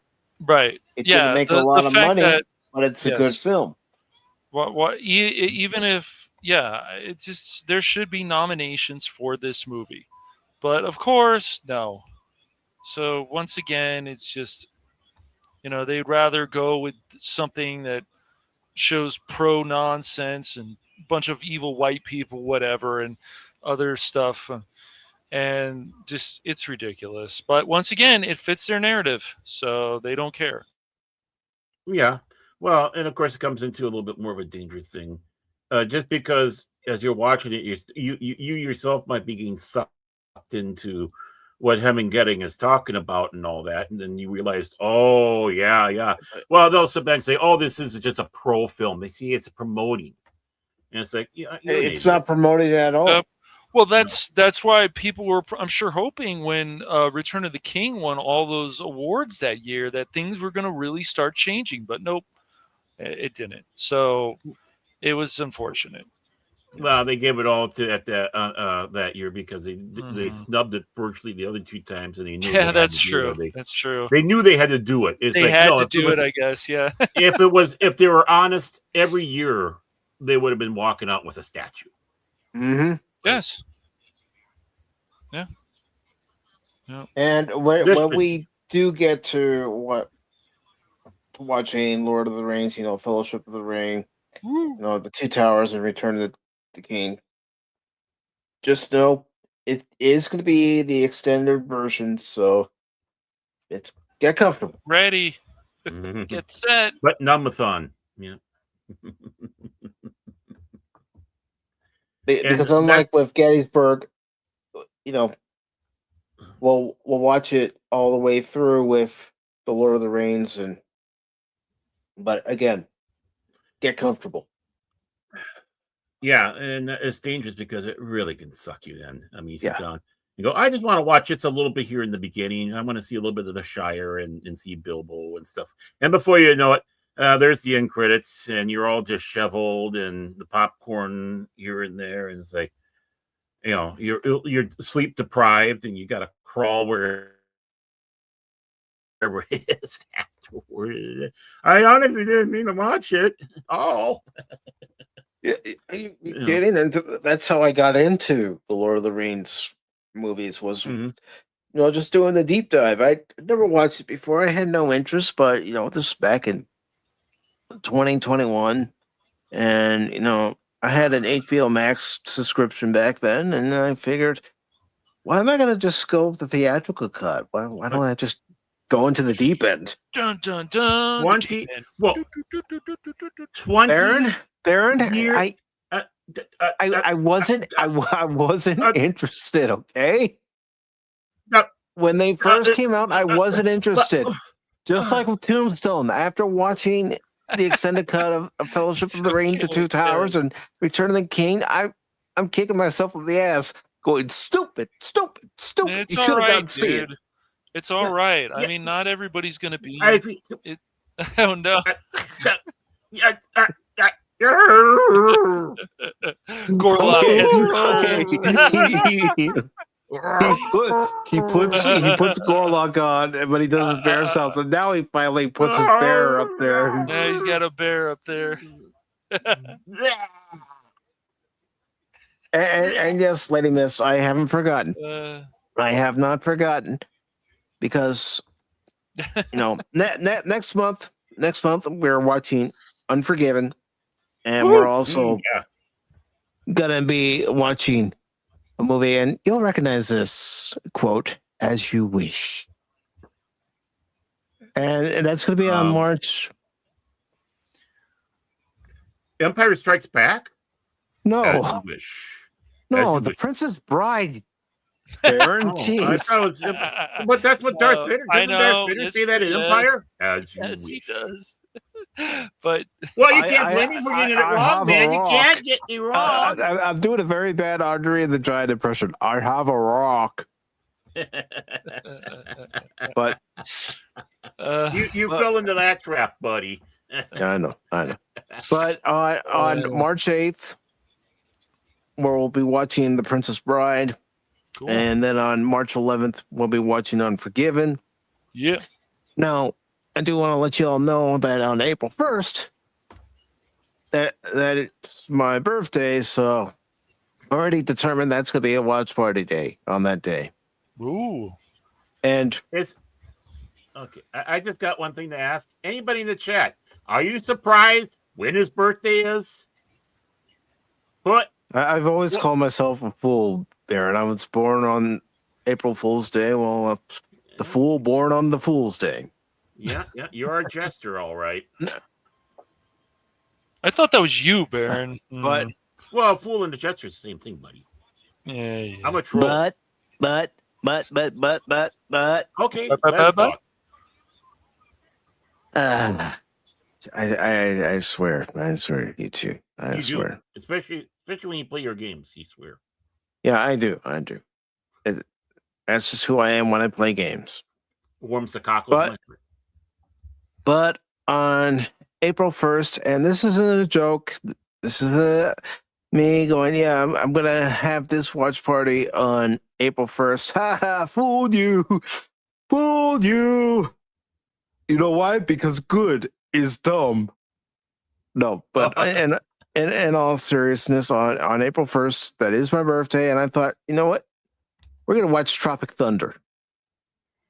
Ooh. I want to watch Tropic Thunder that Tropic day. Thunder is. For a minute there, I thought you're going to say Spaceballs with that lane, but No, we remember I did that as a surprise watch one time. Yeah, I know we did, but it doesn't mean we don't watch it again. But Tropic Thunder, that'd be good. What do you mean, you people? Yeah, that's a good film. Jack Black is actually pretty good in that one. Yeah, he is. I don't find him annoying. Yeah, certain films, I don't know. Other stuff, maybe a little bit too much. But... Well, this one he did a good job. Oh yeah, he did do a good job. Praise this dude. Yeah. So there. Don't ruin me giving praise. Damn it. And Helion says her birthday is the day before mine. Well, I'll make sure to wish you a happy birthday. But I did promise Lady Miss. I promised her that we would watch it last year. I never got around to it. That's on me, Lady Miss. But in April, yeah, that's right. April, yeah, we're gonna watch Conan the Barbarian. Whoa. That's right. Oh, I got a lot to say about that film. To crush your enemies, see them driven before you, and to hear the lamentation of their women. Yeah, that's right. not only have I gone through every Robert E. Howard story and just finished it not too long ago, all its entire complete work, but I also the novelization to the film, which of course has some little things in there that's not in the movie, but helps explain stuff. So it'll be interesting to talk Conan. Not that I'm saying I'm a complete, total, utter expert on it, but I've learned a lot about him. Hold on, gentlemen. Hold on. What? 1 second, gentlemen. Hold on there. 1 second there, gentlemen. I'd buy that for $1. All right, we got Timmy Boy here. Yeah, Timmy Boy with a $1.99 super chat. Thank you very much, Tim, for that. Really appreciate it, bro. Wait a moment. How can you do that? Pennies are gone. How can you do that? We don't have pennies no more. Oh boy. Baron, some who call me Tim. Baron, some days. I know I haven't played that in a while. We get done with a serious movie, and then Baron's like, hey. Baron's like, did the jester show up yet? Hey guys, how you doing? How's it going? Here's my salute to Tim.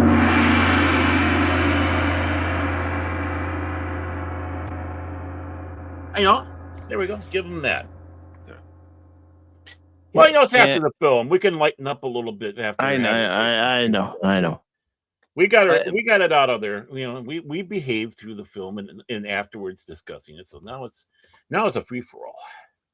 But that Conan stream will happen on Sunday the 12th.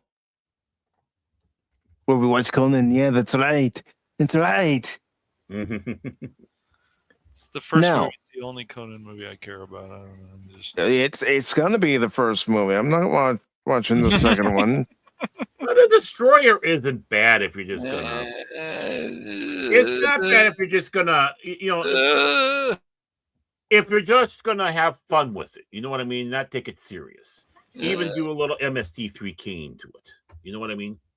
And he does punch out a camel in it. I'm so happy, Baron. And Wolf of Stealth is in it. Yeah, true.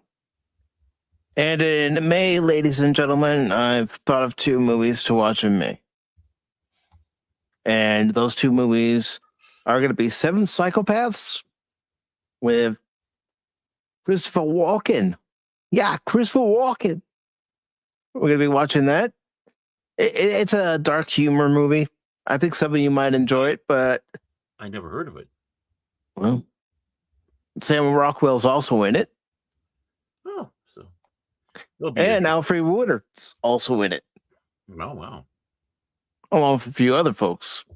But we're going to be watching 7 Psychopaths. And then we're also going to be watching The Patriot in May. Oh, yeah. Great film. Yeah. That's the first time I saw Heath Ledger, in a movie. And it's like, wow, this guy's good. Yeah. And, of course, we have Odo in it. Renee Auberjonois. Yeah, Renee Auberjonois. I love that. Yeah. I love great. Great. Yes, ladies, we're going to be watching Conan. Yeah, that's right. April 12th. That's right. No. Because I'm trying my hardest to make sure that it's just 2 movies per month. Special occasions will be a double feature. Yeah. For the most part, 2 movies each month. And no, my birthday is not going to be a double feature. Double feature, yeah. The double feature is his presence, folks, and you can revel in it. No, because, I got the thing, especially after, those months, October, November, December specifically, where, I was doing, the double features and everything. It's like, I need to cut back, way back on the double features. Uh-huh. Maybe my snoring might help too.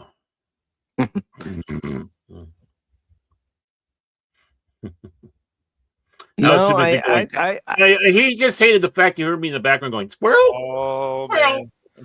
Well, I mean, Renegade would definitely be worth watching. The animation's kind of rough, but the story, oof, so good. And I haven't done a watch party for the 87 G.I. Joe movie. I haven't done that. But I was thinking for June, well, I'm going to play the clip. Boy, that escalated quickly. I mean, that really got out of hand fast. It jumped up a notch. It did, didn't it? It did, didn't it? Yeah. And by thinking, I've already determined when in June it's going to happen. So in June, that particular watch party will happen on the 3rd. There's so many great lines in that movie. I think the second one is still pretty funny too, but the first one's the best. But the second one is pretty funny also. I don't know, those Anchorman movies. We need comedy like that again. Hey, Helen, where's the party? Children. No. If anything comes up or I decide maybe I'm going to move a movie to, this week and this month, I'll let you all know. Yeah. But pretty much everything else is set in stone all the way up to June. I'm kind of shuffling a few things around thinking, okay, in July. Well, July. Obviously, we have to have patriotic films. Obviously, with it being the 250th anniversary of the country. So I thought it was going to be for Afghanistan. No. That's a victory and celebration you could have during your street. Okay. But yeah, that's what I'm come up with.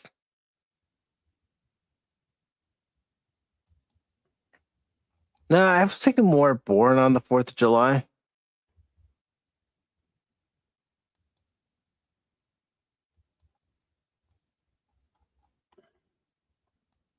Oh, The Burbs with Tom Hanks. Yeah.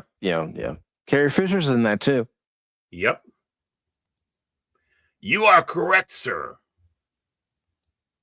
Well, of course, I am Baron McMahon.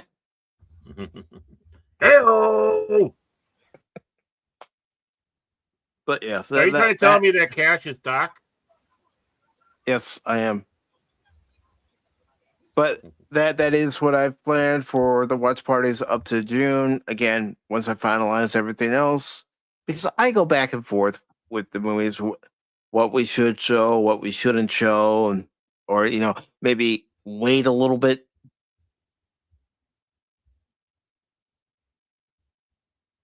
And yeah, I could definitely add The Burbs to June. Make that another month for its comedy month, just like I've done before. I haven't seen The Burbs since I first saw it on cable. I really can't remember if I liked it or not. I know it was a weird movie. Tim, that's already penciled in for July. Because the way I want to do it for, that week, it might actually creep into June. So there might actually be a third movie in June, but near the end is have, Born on the 4th of July. And, I could throw We Were Soldiers in the last weekend of June, but I've already been planning on having We Were Soldiers be one, because that's actually a movie I went and saw with a friend when I was out in California back in 2002, and it's a very good film. Very good film.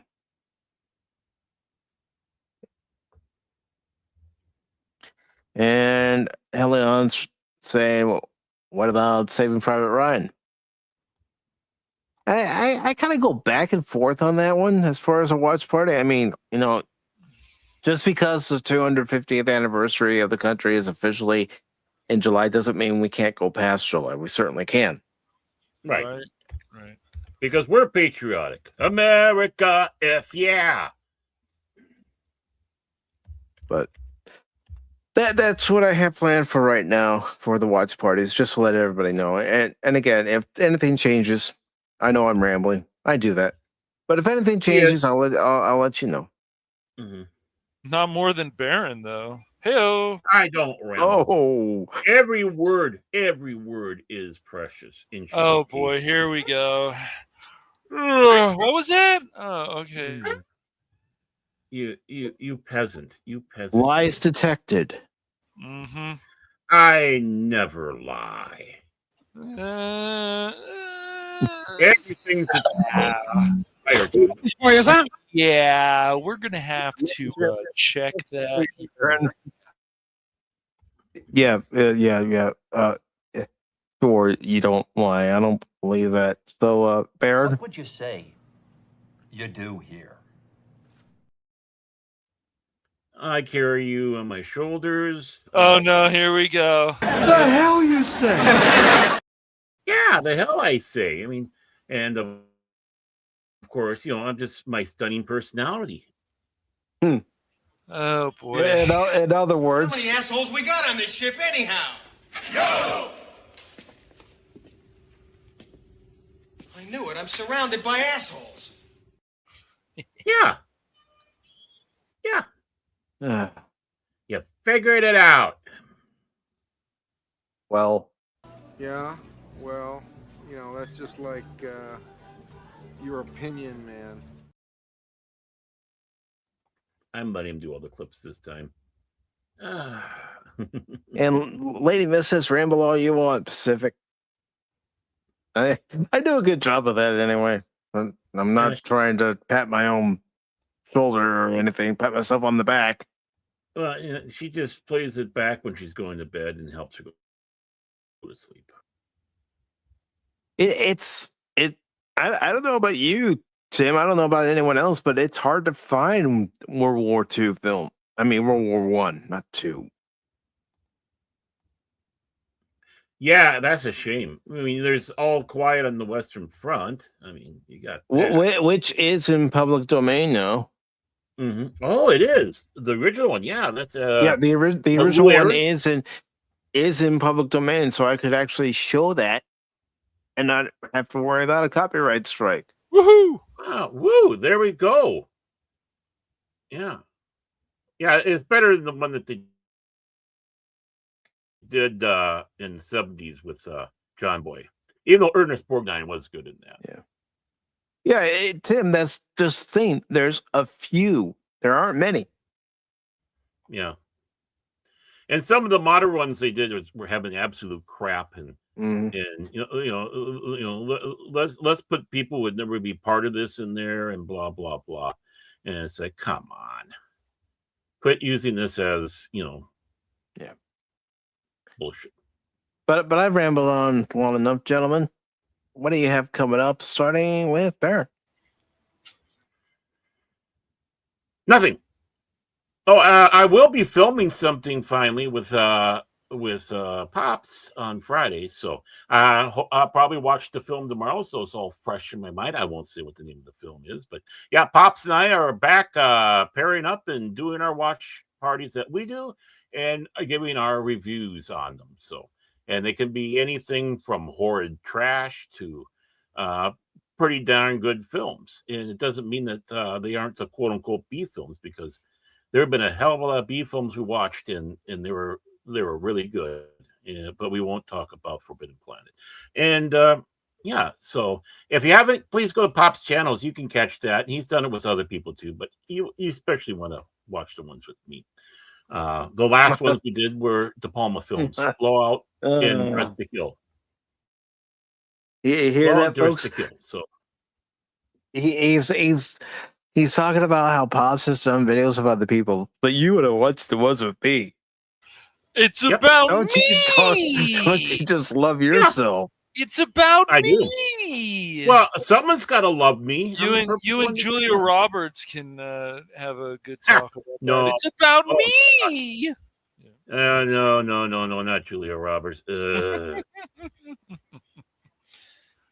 Oh, no. Just give her a big hug. I do have my limits. Anything else, Baron Orman Tagge? Other than hang out with you guys and stuff like that, I can't think of anything on the top of my pointed head. All right. So that brings us to, as some call him, the professor. Yeah. Yep. Right. No, I'm going to call him a yellow belly limbertail if he don't show up on his horse to get rid of Felicity Friday night. Felicity Friday night, man. Yeah, ain't gonna happen. It's gonna happen. You better not chicken out. No chicken, man. And if for some reason the Rumble studio don't work, and it should, and everything be good, then we'll just continue on like we did last time. Yeah, that's right. That's right. We got vampires to take care of. We got Felicity to take care of. We got vampires, so everything should be good. But I'll make sure that I reboot the computer before I set up the Rumble. Reboot it before you put in the URL. Thank goodness, because Rumble Studio going to tell us to go to hell. Tell us to go to hell and die. Rumble kind of mean to us, Mike. I don't like that. Kind of. It's been nice to me for the most part. For lately, partner. I haven't pissed them off yet. Not yet. What do you mean yet? Yeah, I think you have. Like I said, I haven't pissed them off. Not yet. Yeah. But yeah, we gotta kill Felicity, partner. We got a lot done last time, man. We just in the game, YouTube. In the game, YouTube, you son of a. Anyways, yeah. So we got that coming up, and then just that right now. There might be still a surprise before Friday. Who knows? I'm not sure yet. What I have been mostly working on lately is thumbnails, and then I've also been doing grok stuff, and just messing around with that. But I've got a few more thumbnails made, so should be ready to rock and roll. Rock and roll. Rock and roll. All right. Mm-hmm. Looking forward to Friday. Yes. That will be fun. I used to look forward to Fridays. Yeah, once we get Evil West, because Baron has been obsolete for a while, so we're gonna make him cry in the corner, and no, but here's a donut, Baron. Go ahead and cry. Here's a donut. Cry, little boy. Cry. I'm gonna go in the corner. Yeah. But this show here. After we're finished with that, then I just got to test some things, and then hopefully the Space Marine thing will work out. We'll be good. Like I said, I'm disappointed still in the developers that were like, oh hey, this worked on your computer before, but we decided to do some more patches. Go fuck yourself. You know something? It sounds like we used to Baron and I every time to go fuck ourselves. I don't, man. Just Baron. Just Baron. Not you, Mike. You're better than Baron. You know this. Come on. I just realized something now because she came over to me, but usually I close the doors to try to keep as much noise out as possible. And animals while I'm at it. Little girl just came out of nowheres. It's like, you've been in here the whole time, and it's been like 3 hours, and it's the first time I saw you, you little orange. Cats are like that. Yes. Yeah. Yep. You want to say hi to everybody? You want to say hi? You can say hi. Oh, no. She's camera shy. She's camera shy. Well, she's not on the camera. I got her by the mouth. I was expecting her to go meow.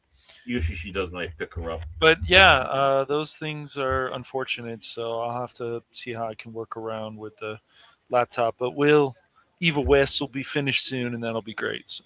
Mm-hmm. X for doubt. Yeah, whatever. Things that will never happen for 100, please. Uh-huh. We're close to the end, Baron, so shush. Yes, we are. Mm-hmm. You've been close to the end for a while, but I'll ask you later what time we're going to start. All right. Yeah, you two can do that. Yeah. Quiet, Baron. And as far as what's coming up on the YouTube channel and the Rumble channel for me, for tomorrow, I will be playing Arc Raiders. And then after Arc Raiders, I might shift to another game, just depending on how things go in Arc Raiders. And then, of course, Friday, I will be doing a Rumble only stream where part of that stream will be Evil West with Cash, but I'll also be trying to get a little closer to the end of Ghost Trick Phantom Detective, and depending on how things go, I might even play a little bit of Marvel Rivals, but the two games that I'm primarily going to focus on will be Ghost Trick Phantom Detective and also finishing up Evil West with Cash. And then, of course, this Saturday at 6 p.m. Eastern will be episode 21 of The Adventure Continues, the Star Trek discussion, where I will be asking and welcoming everybody to join me at 6 p.m. Eastern for that particular show as we watch the Deep Space Nine episode, The House of Quark, on Valentine's Day. And, of course, I'm still waiting to hear from a certain Anonymous, Anonymous, to let me know what his episode of choice will be on the 28th. So, if you're out there, Anonymous, I'm listening and I'm waiting. Anonymous! Anonymous! Anonymous! But yeah. Now, as far as the games are concerned for next week, well, yeah, it's going to be Shinobi, Art of Vengeance next week, and also Mass Effect next week. I just got to decide what day. And also, when I do play Black Myth Wukong, again, I pretty much figured out what I have to do in the stage I'm currently in. I just actually have to do it. But I do want to take the time to thank everybody who joined us over in KOSMI, whether you were there the whole time or even just part of the time. I want to thank Real Joe's Atmosphere for joining us. Of course, DJ Ronnie G was over on the KOSMI side. Jet Sparks, thank you very much. Paddle Wannabe. I'm not sure who Anonymous Goat was or Anonymous Horse, but thank you for joining us. Lady Mist, Helion, Tim, of course, Cash Bear. Thanks for being over on that side with us. And as far as those of you who are in the chat, I want to thank Tim for being here in the chat with us tonight. Helion, thank you very much. I also had As Was, the newest Pacific414 member. And Lady Miss. And also, I owe this to As Was, since he is a new channel member. And I'm going to go ahead and play this. I have come here to chew bubblegum and kick ass. And I'm all out of bubblegum.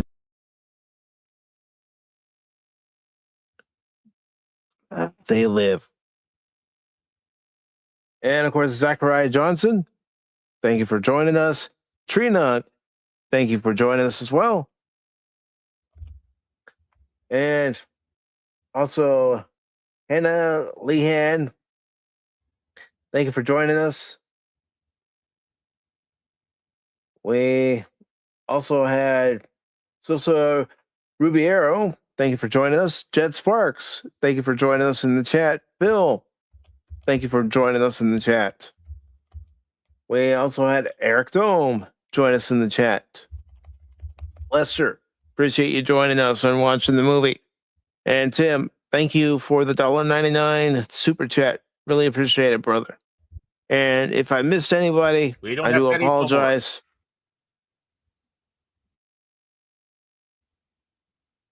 And let's see, we got some movie recommendations. The Red Baron. Yeah, I know that's one we could do.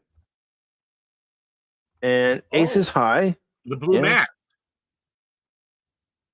The Blue. Yeah. Max is a good one. Yeah, Lady Miss also brings up War Horse. Mm-hmm. And A Farewell to Arms. Yeah. All good movies. Just got to decide, okay, when are we going to show them? Mm-hmm. That's what I got to do. But everybody, thank you for joining us tonight. Really appreciate it. hope you enjoyed the movie.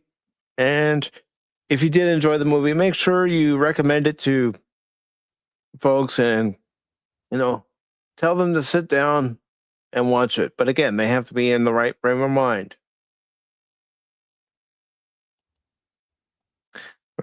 Well, again, thank you, everybody. Remember, don't ever give up on me in a game, because just when you do, you might miss something.